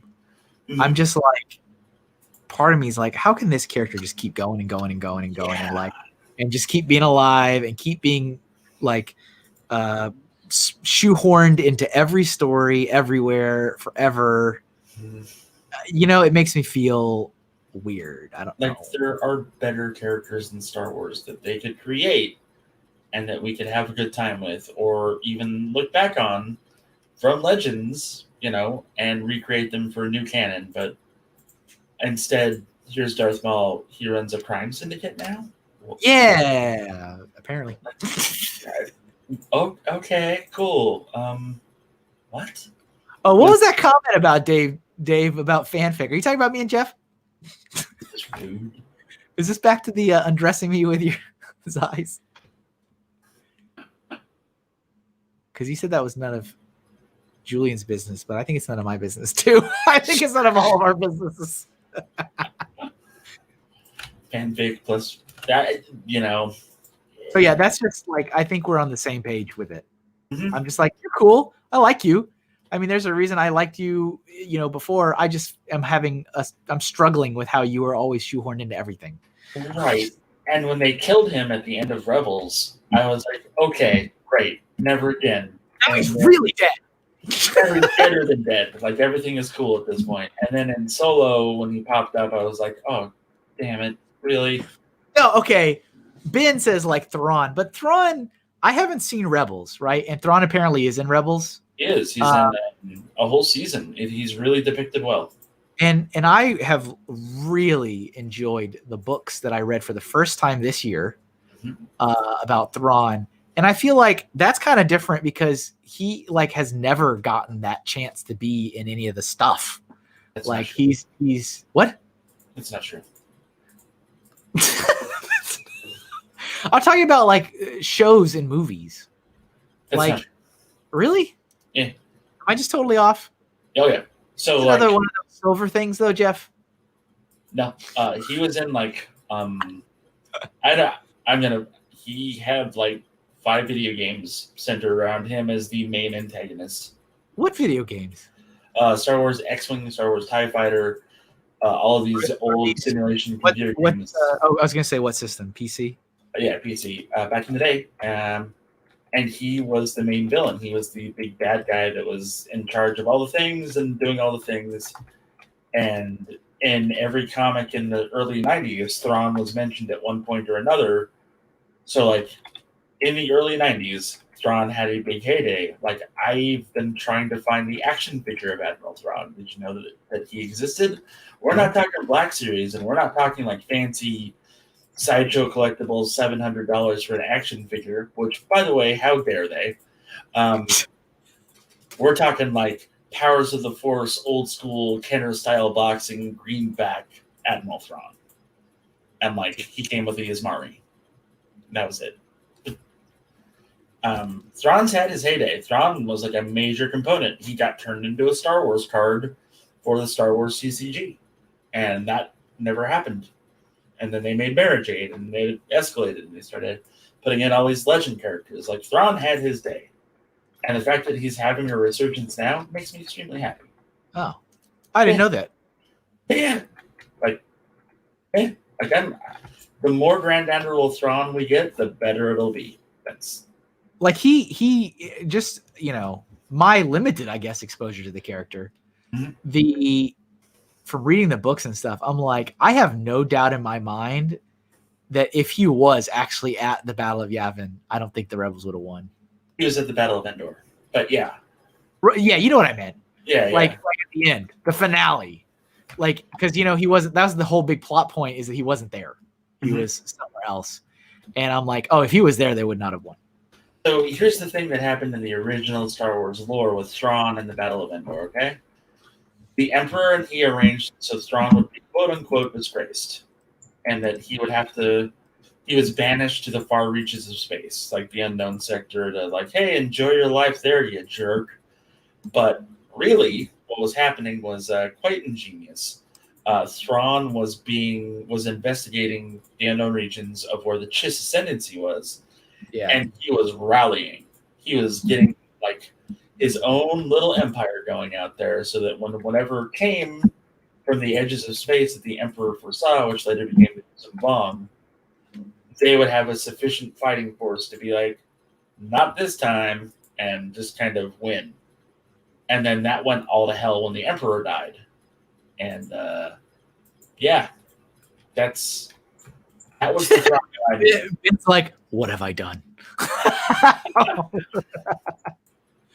Oh no. Yeah. It's all right. I think he's definitely my favorite Star Wars character. Really? Yeah. You haven't read anything about Talon Karrde yet, have you? I mean, just a little bits of him being in the Thrawn books. Yeah, okay. All right. But and remember, we had this conversation before. I was like, I really like this guy. He's my favorite character, but I feel wrong that he's my favorite character because he's bad. So like, I wouldn't feel bad about that. Like, everybody on the planet is like, yeah, Darth Vader is my jam. He killed children. That's true. He did. Like, he didn't do it in like a spaceship where he was like, target those cities in fire. He was like, whoop, lightsaber out. Padawan Slayer 9000 activated. Let's do this. Whoopsie doodle. That was an error. Apparently, unless it was Grogu, and then, you know, whatever. Right. Grogu. Jeez.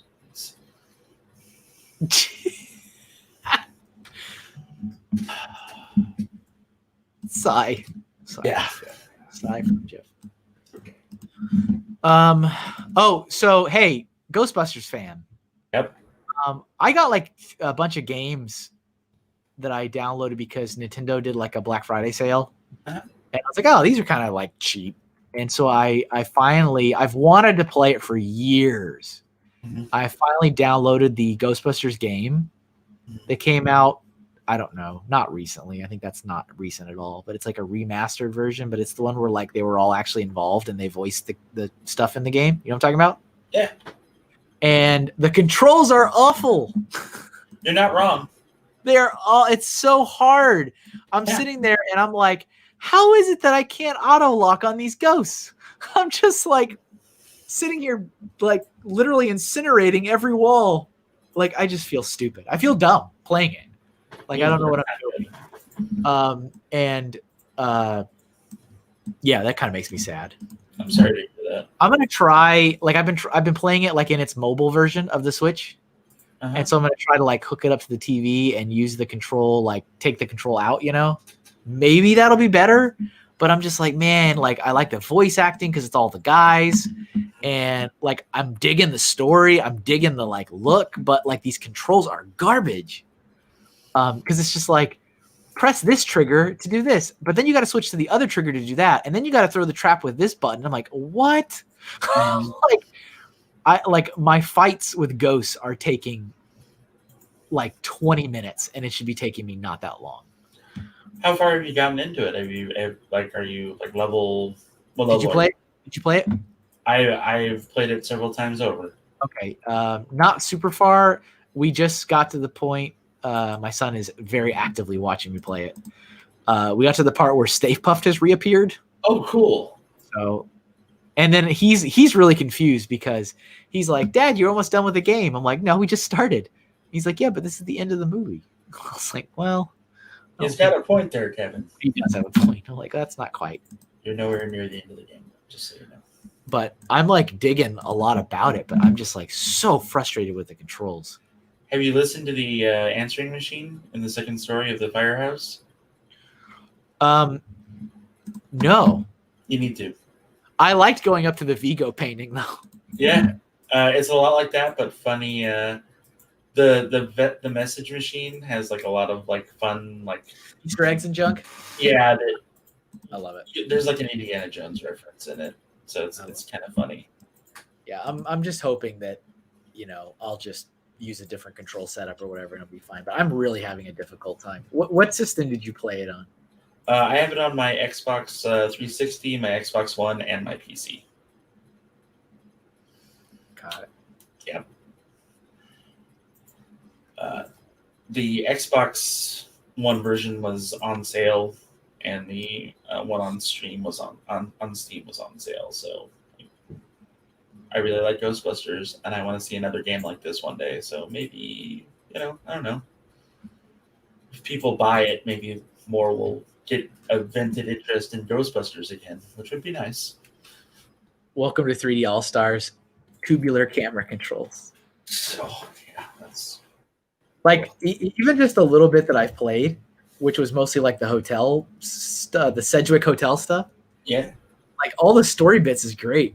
Where it's just like I'm slightly unsettled, just like I was when I watched like the movies, where I'm like, this is funny, but it's also kind of unsettling the way some of these ghosts look. Yeah. It's like a perfect mix. And yeah, all the little references and jokes. Like I'm digging it, but I'm just like the controls are driving me crazy. There is a bit of a scavenger hunt, like treasure hunt in that game as well for like the possessed items. And I think I go out of your way to try to find them. They're just like really cool, like little lore things and like little funny things like that. Yeah, I think I found 2 of them. Yeah, there's only 2 where you're at right now. There's a couple on the street where you're about to start, but just try to be aware of them because they're funny to give like little tidbits about what happened after the movie stopped, and you're like, oh, that's kind of neat. All right, let's see. That's our mall. I'm happy with that.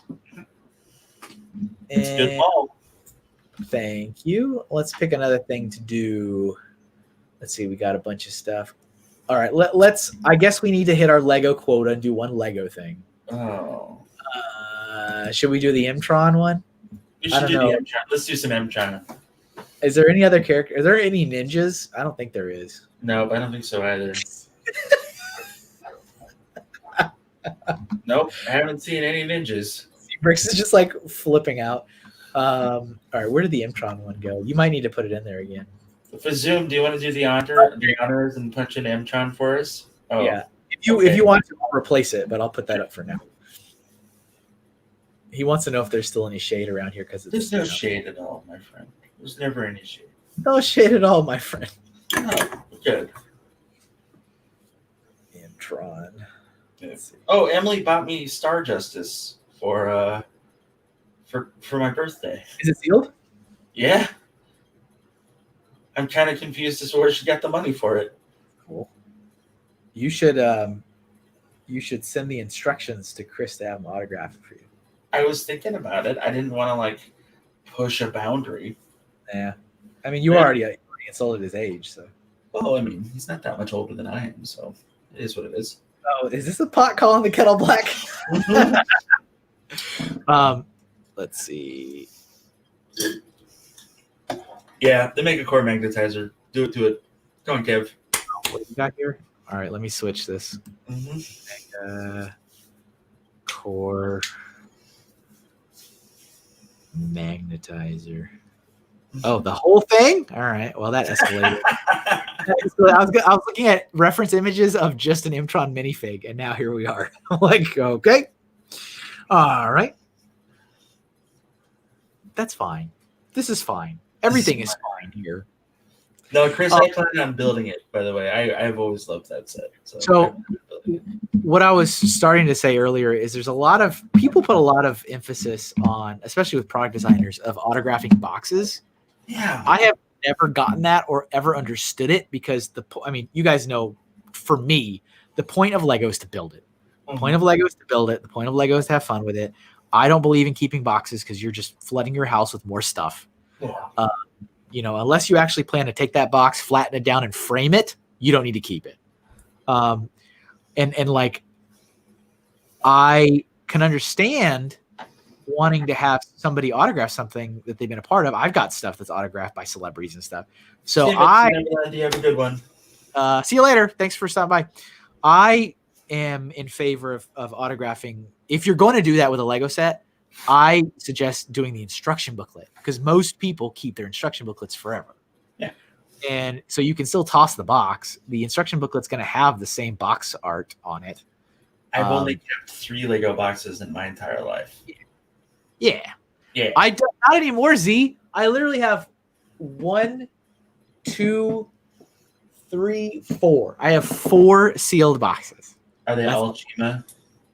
No, one of them is the Falcon. Which Falcon? The only Falcon. You know the Falcon I'm talking about. Oh, the Kessel Run Falcon? Awesome. Yes. One is the Falcon, one's the Jurassic Park gate. Mm-hmm. And then I've got the Ninjago City. Oh, wow. And I've got an old, very, very old, like Mobile Command World City set that was one of my favorites as a kid that I was able to pick up again. That's cool, man. But I don't want to keep any of those things sealed. They've just been there because I haven't built them yet. Yeah. Wait, Kevin, did you see Jurassic Park? I have. Huh. All 3. There's 5 though, Kevin. All 3 of them. Okay. I have not seen.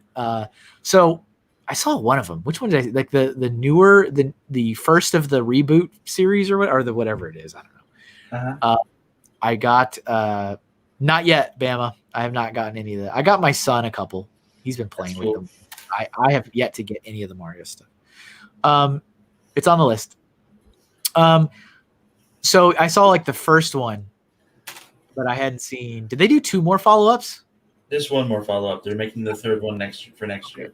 I hadn't seen those.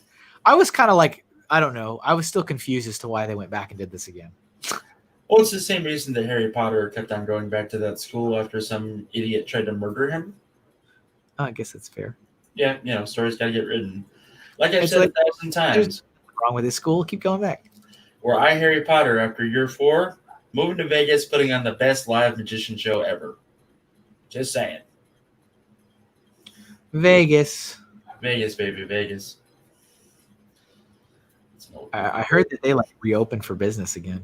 That's what some of my friends have said, and like they're like, we're not going out there. I mean, I don't necessarily agree with it, but some of the like artists and entertainers that I follow were sharing about how they were kicking back off their Vegas stuff again. So. Yeah. Oof.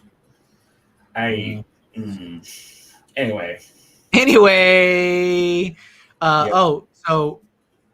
My son, he had gone back, as I was telling you guys, he had gone back to like full in school again. And that lasted an entire week. It lasted 1 full week. Wow. And then the cases started spiking in Connecticut. And then they said, all right, here's the deal. Please, please, please, please don't travel during Thanksgiving. We don't want to have more spikes, and we don't want to have a lot of stuff like this because we will close the schools back down if that happens. And of course, everybody did anyway. I mean, we even had like down our street, there was several people having big shindigs, several people. Because, they'd have like 15 cars out on the street. Good job. And you're like, oh, no. And so, we got the announcement saying, nope, we've had a huge spike in cases, mostly in part to the Thanksgiving holiday. And so we are back right now. We haven't gone all the way back to closed. We're back to hybrid again. Mm-hmm. But we went for like all in person, and then cases spiked. And so now these back to half week in school and half week at home. But they are looming the full homeschool button pretty closely there. Doesn't that mess with little Hinkle? Like his perception? Oh, he doesn't care. He loves being at home. Oh, okay. It mostly just messes with me. Yeah. That's what happens. So what you're saying is you don't love that your child is home. Okay, Kevin. Okay. No, I do. See, that's the thing. That's the big conflicting thing with all of this is I like being able to watch him learn and stuff, but like I literally can't get anything done. Yeah. I can't work. You know, when I'm homeschooling, I can't like also on the side because he's not at an age where you can just leave him on his own devices. You know, he's 7. It's like, you know, there's some things he can do. Like if we figure out what we're going to do with a math problem, I can say, okay, can you do the rest of this? And I'm going to do some work and he'll do that. Yeah. But like getting him to like read something where he doesn't know the words, I have to sit there and look over his shoulder and correct him on the words he doesn't know. You know what I'm saying? Like I got to read it with him. Yeah. And so, you know, it's just, this is actually one of the main, I said this during the summer, but one of the main reasons I got so behind with my commissions, I mean, adding months to my queue is because for like 3 months, I was having to 100% homeschool my kid. And like my output window just plummeted. That sucks. And I mean, it is what it is. You know, I can't do anything about it. But I was just watching that queue just get longer and longer. And I'm like, oh, man. And I couldn't do anything about it, you know? It's like, well, how it is. And I've slowly kind of gotten back on track. But now, you know, things are looking like he's going to come back home again. And it's like, all right, well. Here we are, I guess. I mean, you know what I mean? It's just like, I like having him here, of course. Otherwise we'd have bigger problems. But it's just like, it just doesn't allow me to get anything done. You're 10. Go get a job. Time to move out. What? Yep. Looks like it's about that time, son. Like coal mine's hiring. What? That's pretty awesome, Bama. In-person school since week 7 and very few issues. Very good. That's awesome. That's pretty cool. Yeah, Oklahoma's not looking good right now for this whole virus thing. So, yeah, that's going for us. Yeah, Lindsay knows you can't do anything. With that scenario, you know, you're lucky to just keep your wits about you. That's what they say, right? She's definitely got an army to deal with at her household. So, yeah. Oof. I feel like keeping your wits about you is a Fazoom saying. And that is not an age joke. It sounds like an age joke. Because Fazoom says awesome things. Like, yes. That person's very long in the tooth. That's very Southern of him. I love it. It's so good. It makes me laugh every time. Every time. All right, let's draw this little guy. I need to have at least a little minifigure next to it, you know? Well, yeah. So we have to do an M, of course, because otherwise it doesn't matter. And is there? Yeah, there's a black circle.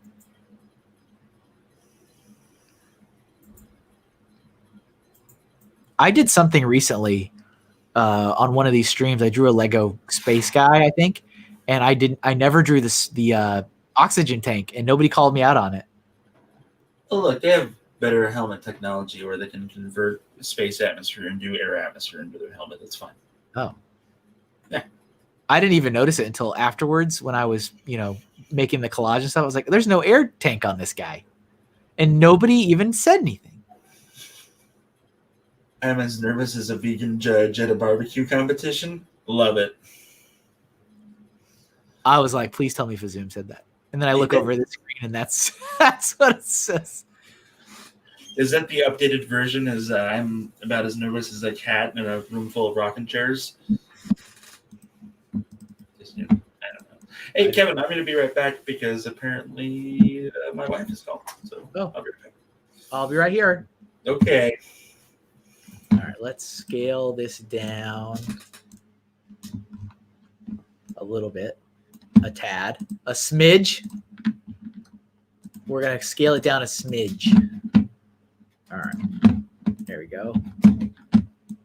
Actually looks pretty good, if I do say so myself. Ben says, I know the feeling, Kevin. It's so much harder to work from home now that my dad's retired. Frustrated as a one-legged man in a butt-kicking contest. Chris got all the things to say. I'm just going to color everything red and then go back and fix it. Because there's red somewhere. I don't know what's red and what's not. I should probably actually look.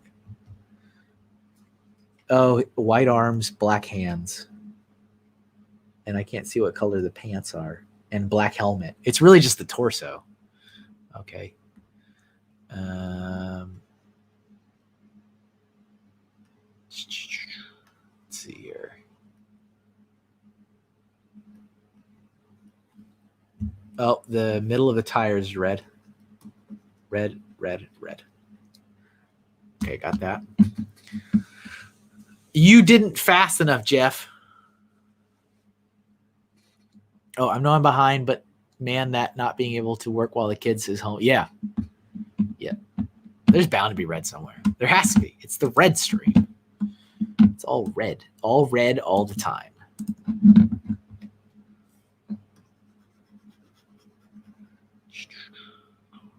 Yeah, it's just like, I swear some days, I'm just like, I can't do anything. I'm like doing homeschool work, and like I blink and then it's like, Dad, what's for lunch? I'm like, I guess I'm making lunch now. And then finish lunch, back to schoolwork again. Usually get done, I don't know, 3 o'clock, 4 o'clock in the afternoon, which is like normally when he gets out of school. They've kind of timed that out pretty well. And then, Dad, what's for dinner? Like, I don't know. Have a snack. We'll talk about it in like 2 hours.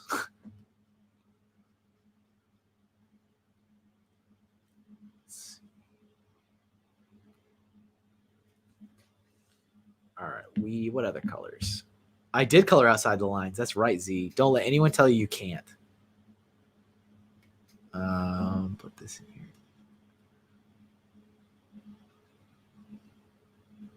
When are you kicking off your drawing stream, Z? The more art streams, the better.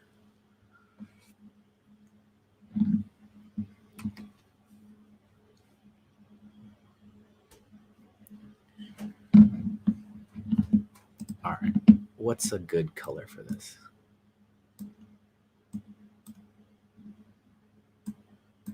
I guess this. Not quite. Well, maybe it is actually. It works.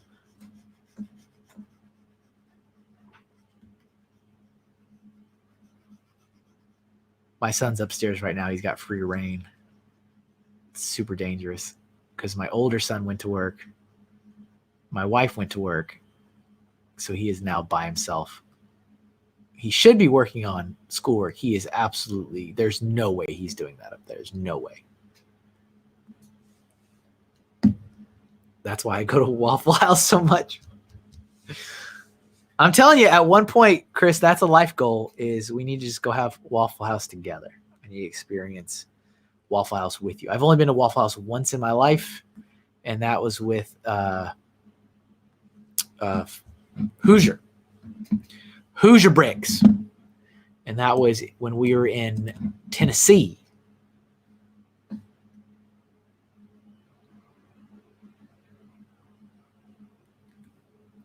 I can't tell what color. I think this is gray, I think.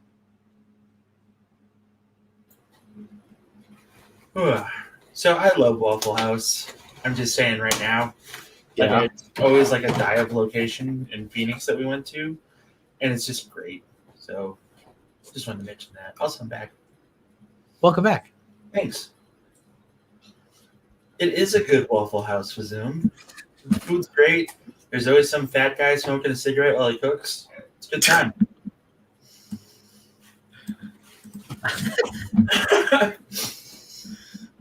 I'm supposed to be doing schoolwork, says Z. Yeah. I was saying that my wife left. She went to work. So I got the notice that she had vacated the house. And my older son went to his job. And so my 7-year-old is now by himself upstairs. and he should be working on schoolwork. And I was saying he absolutely is not working on schoolwork. There's no way he is. No way. And then Z was like, I am also supposed to be working on schoolwork right now. Bad example, Z. All right.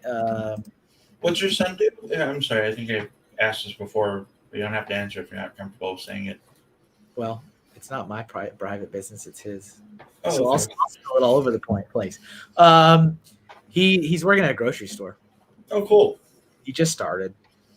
He Yep. hasn't even. I mean, hasn't been. Maybe it's been a month. Maybe it's been 1 month.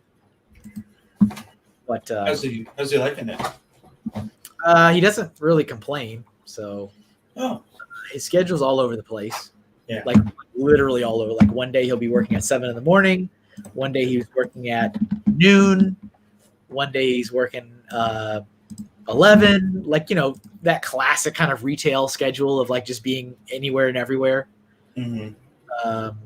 So that's kind of that. But that was what?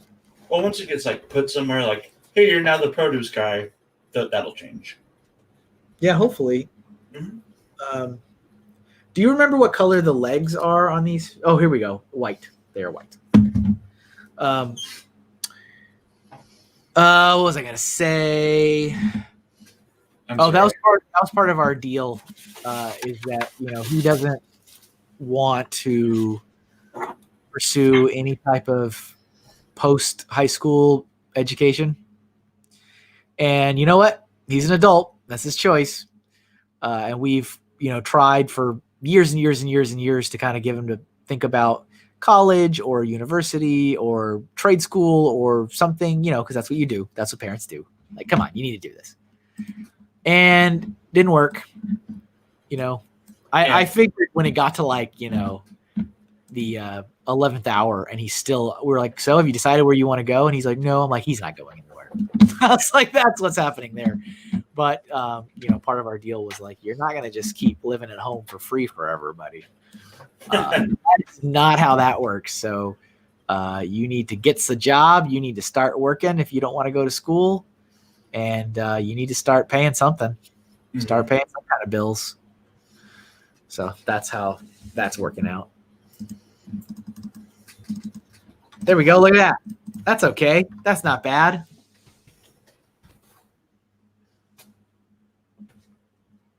Vazoom, eggs over medium, hash brown scattered lightly. Bliss. Bliss. Okay, now what? We need another one. Jeff, have I drawn anything that you've suggested yet? Yeah, I suggested Mtron earlier. Oh, that's true. You did do that. Yeah. Okay. What about Carnage from Spider-Man from John Wyatt, 1107? Yeah, put those Eagle Scout skills to work, right, Howie? Z's gonna keep yelling Kai. I love it. I'm just now here for the experience of Z yelling Kai. Elderly oppression. All right. John Y said Carnage. That was probably a while ago, wasn't it? That was at 11:07 my time, so 12:07 your time. Let's see. Oh, wait. Actually, it might still be here. Might still be here. Yes. There we go. And now that I have finally also seen Clockwork Orange, I'm like, that's interesting that Snoopy on John White's icon looks like that. It's very odd. But I guess that's the appeal of the juxtaposition of that. All right, let's see. Carnage. I don't think I've ever drawn Carnage before. Really? I don't think so. Elder abuse. Jeff said Chris was old. That's now you've been caught up. Yeah. And then he followed up with profuse apologies and saying, I'm not that much different age. All right, let's see. Here we go. I think Chris only has a decade on me. Nice to see you, Doc. Hi, Doc. Let's see. It is always cool when Doc comes up. He was on the 24-hour stream on Beyond the Brick too. I love it when Andres was like, who is this Doc character? And the response is, I'm just me. Mm-hmm. It's great every time. Good old Andres.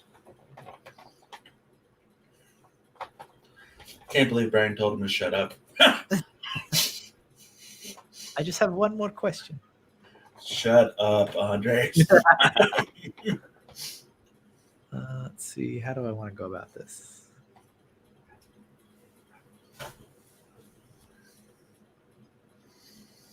I'll be old in January 18. Shut up.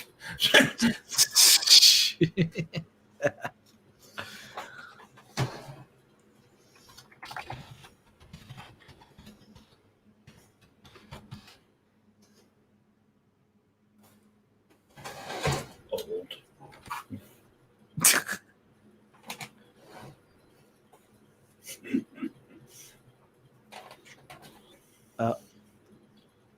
So again, please forgive my ignorance. Carnage and Venom, was it like two different symbiote aliens? Is that kind of the thing? Carnage is a spawn of Venom. Oh, Venom created it? Kind of. Venom had babies. Really? Yeah. Okay. Interesting. Yeah. Exactly, a Zoom.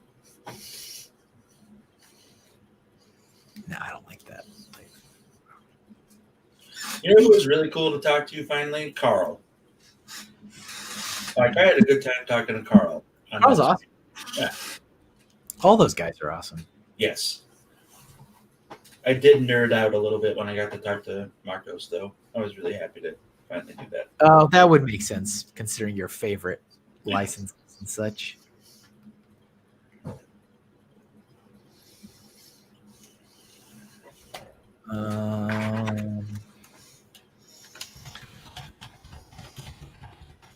I live for the awkwardness of Carl and Mike.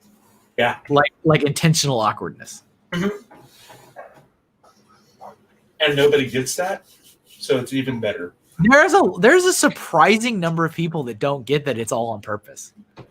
Yeah. Is there something wrong with this microphone? No. He's being weird. That's what he's doing. That's what he does. That's what he does. I like that when he was on Boone's channel, he dressed up as the bad guy from the Adventurers line. Yeah. Hey, Hawkeye Lego is here, and he is late. Hawkeye, like a man. What's up?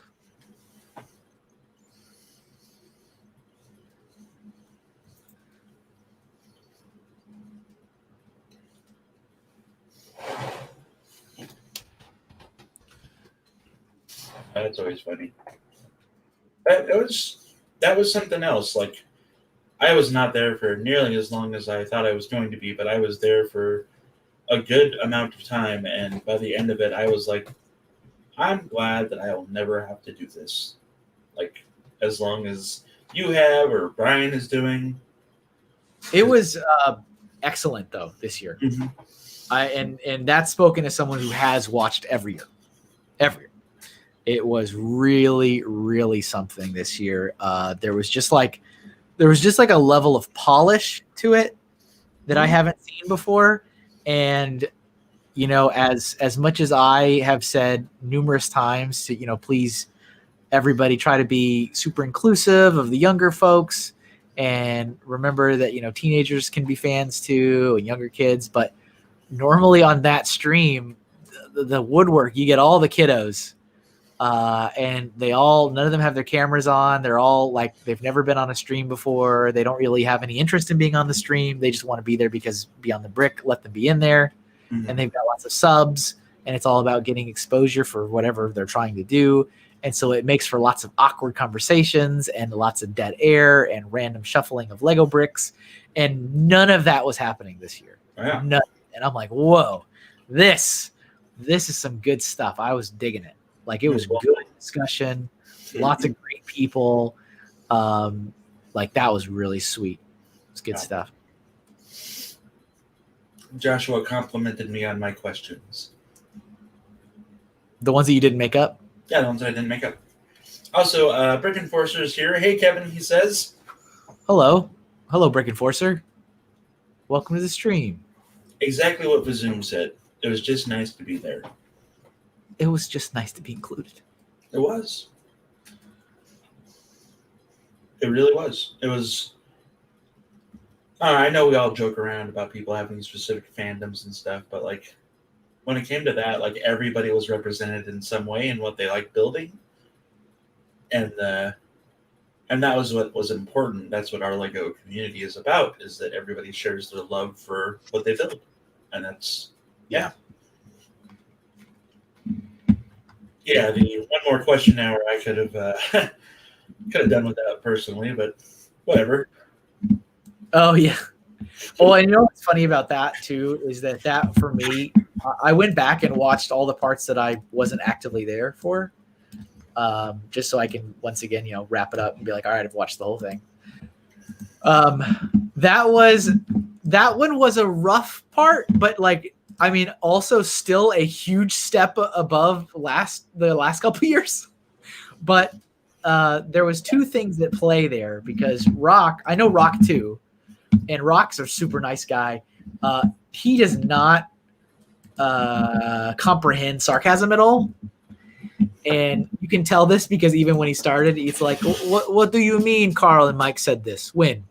And it's like, they're just joking, dude. But like, I've seen it in real life, like us having dinner together and like him not understanding sarcasm and kind of like, he's a serious guy and, he knows what he's talking about and he knows his craft and all that, but like a lot of that stuff is flat with him. And then you've got Undressed that will not stop talking.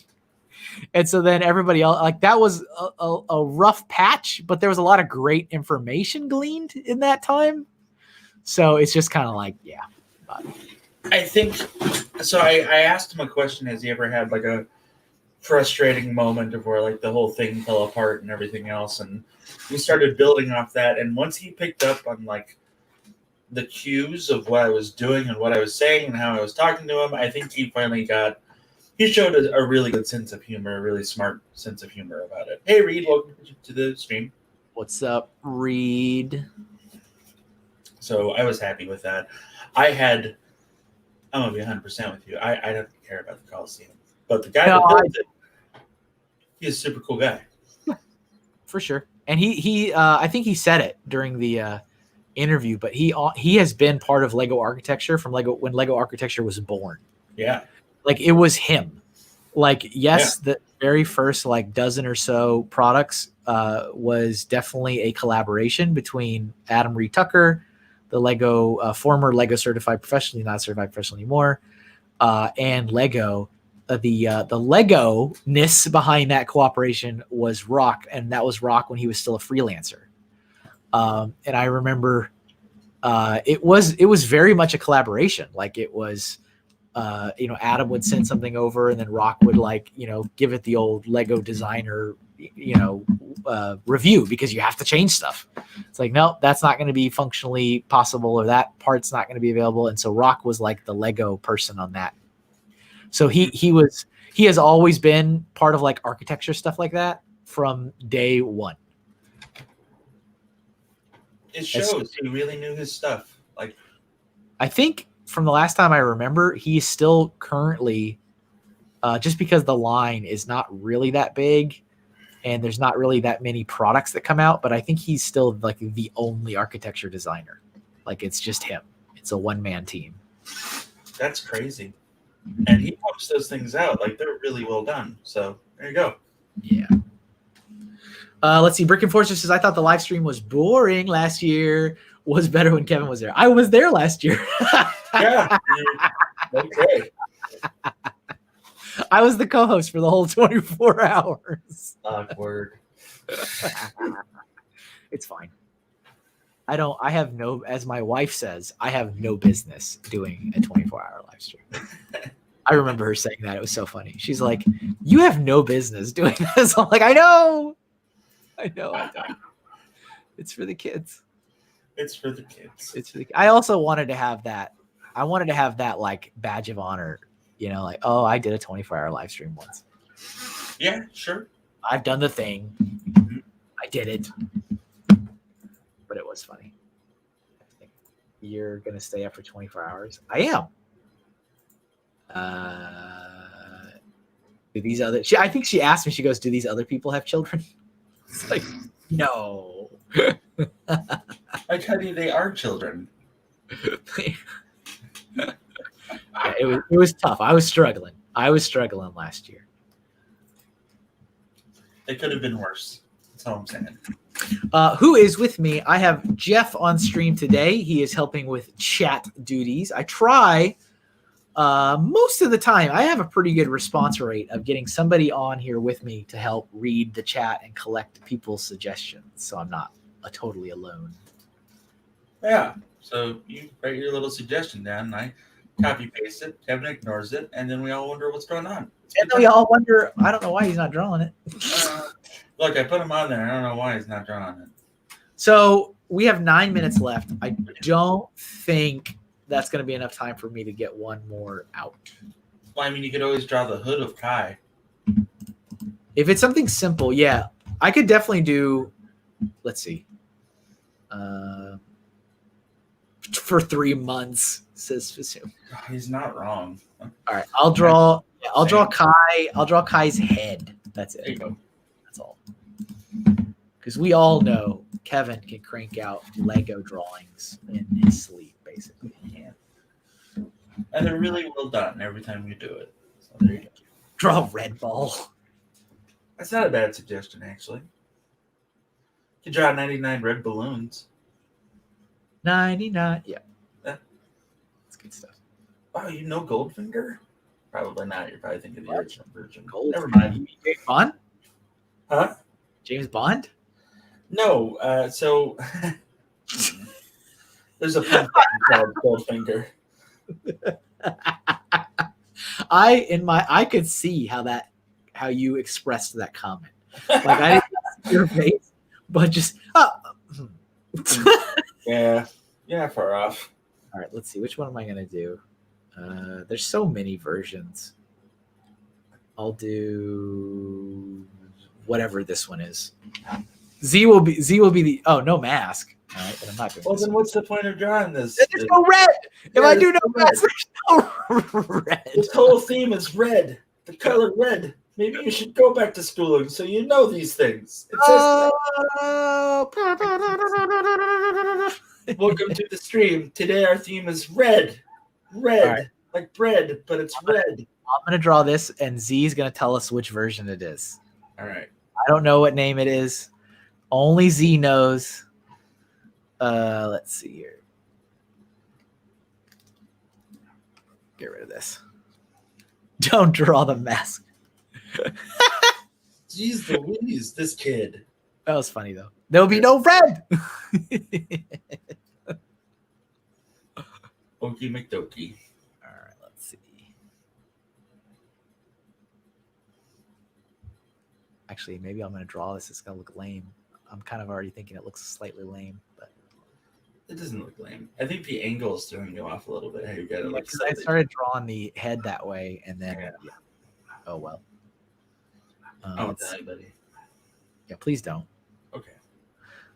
Brig Enforcer got done watching all of the Forever Sorting videos. Nice. I'm thank you for the listen. Hope it was educational, inspirational, whatever it needed to be for you. I hope it was.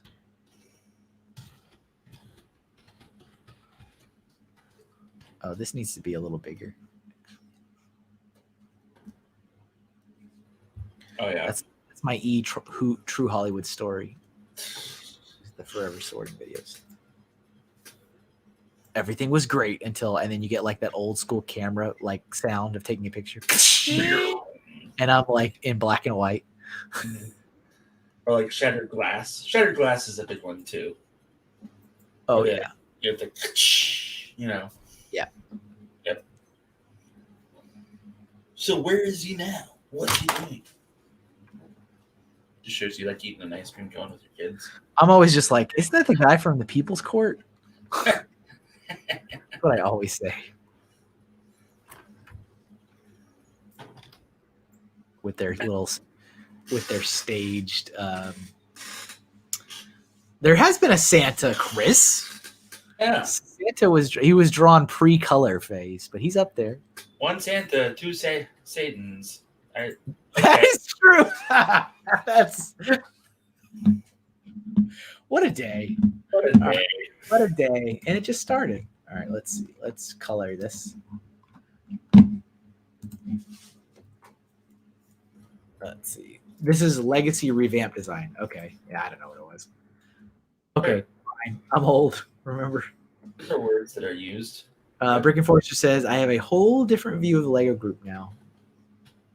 Well, when you learn how the sausage is made, sometimes it skews things. Ooh.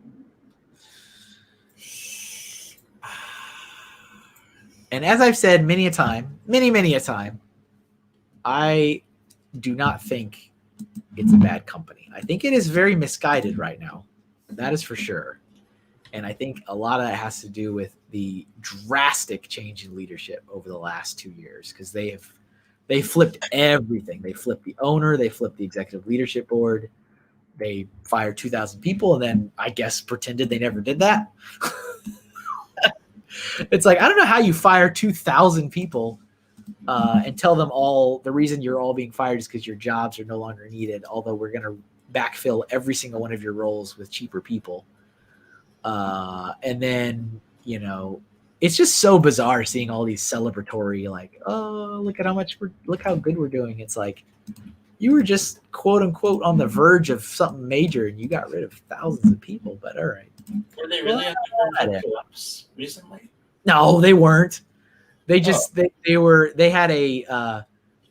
had 1 year worth of a 2% drop in profit. Yeah. And they acted like the sky was falling. Yeah. Yeah, just a different view. What is up, Alyssa? Welcome over to the Twitch side of things. Oh, Alyssa's here. This is our last Doodle. This is Doodle overtime. Not really, because it's not even one yet. We're not even. You've got 2 minutes left on the clock, Kevin. I'm like starting the overtime. Whoa. I'm starting the overtime before it even is over. I could go on a diatribe about Bionicle for an hour and a half if you want me to. No, you couldn't. You would not be able to like maintain that. I would not. No. Oh, well, bye. Yeah. No, we still have a couple minutes. Yeah. This might be the best time to show up because you get to see like the tour of everything that was drawn. It's a good tour. And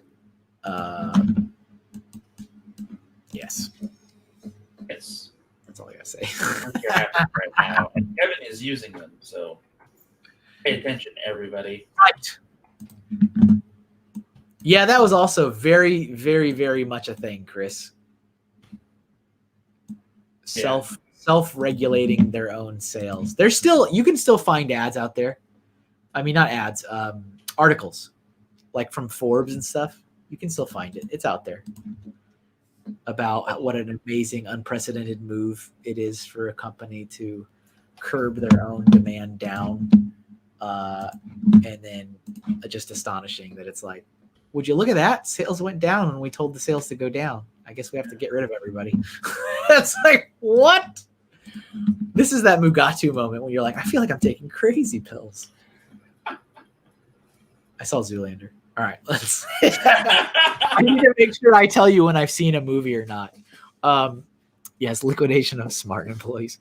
Hawkeye says, rumor has it if Kevin finishes the 5 minutes after one, he will go another hour. You know, I don't want that to start. Let's not do that. We're good. All right, I'm going to unplug the tablet, and we're at the end of today's stream. So I'm going to give you guys a tour of all of the doodles for today. Stand by. Let me just get this out of the way. And thank you again. I appreciate all of you for being here and watching the doodles come together on this special 50th episodes of the Doodle stream. So today's theme was red. This is kind of a tradition I started with episode 30 with the color green. So every 10 episodes, we just go with another color. So we started with the red Power Ranger. Go Power Ranger. Ooh, that was a loft key. All right, and we got a 1x4 Lego brick. That is what the screenshot was. Here is Bricks O'Brien with a red face after eating a spicy pickle during the Beyond the Brick 24-hour live stream. This was taken from an exact screenshot of the stream. It's ridiculous. Captured that moment nicely. Thank you. Thank you for the happy 50. Yeah, this is episode 50. Amazing. Here is him from the Powerpuff Girls. I always like the voice with like the super echoey, like it's such an unsettling voice. Let's go back up. We've got the devil. I think Satan is exactly what Julian said was Satan. So that's Satan. Here is a Pokemon named Applin, if I recall correctly. Bubba Bricks is here. What's up, Bubba? You will not go into song while I'm here. Here's our Santa Claus that Chris says doesn't exist. What? He said there wasn't a Santa. All right, that was all the black and white. So here's our color. We've got Red Hulk with angry nipples, sort of. Oh yeah, hashtag angry nipples. You had to be there, folks. All right, and then we got Huey from DuckTales. Oh, guy's calling me out. That's a green Lego brick. And then we've got Darth Maul. I think Darth Maul is probably going to be the thumbnail, I think, today, maybe. What do you think? Which one of these is the best one? It's either Darth Maul or Red Hulk. The Darth Maul is. I think Darth Maul. I think Star Wars will give me more clicks. You know what I'm saying? You're not wrong. All about the clicks. We got Kai, Lego Ninjago. I guess this is the Legacy revamp. I just Googled Kai and picked one. Here's Carnage. I don't think I added enough like black on that. It's like red and black, like kind of like a oil slick kind of look thing. I think I failed on that one. I think that you did it just fine because some of Chris McFarlane's stuff was just red like that. Yeah. Oh, okay, cool. I'll take it. You're fine. Yeah, I'll take it. Alyssa likes the drawing of him. Thank you. Santa doesn't exist, says Z, and then he also takes that back. Z Bricks has retracted that message. That's good. Doc is not enough color this time. Well, it varies from stream to stream. This is about the average number of doodles, though. We got this one. This is the, what's this called again? The Mega. Yeah. Is it Lego Imtron Mega something?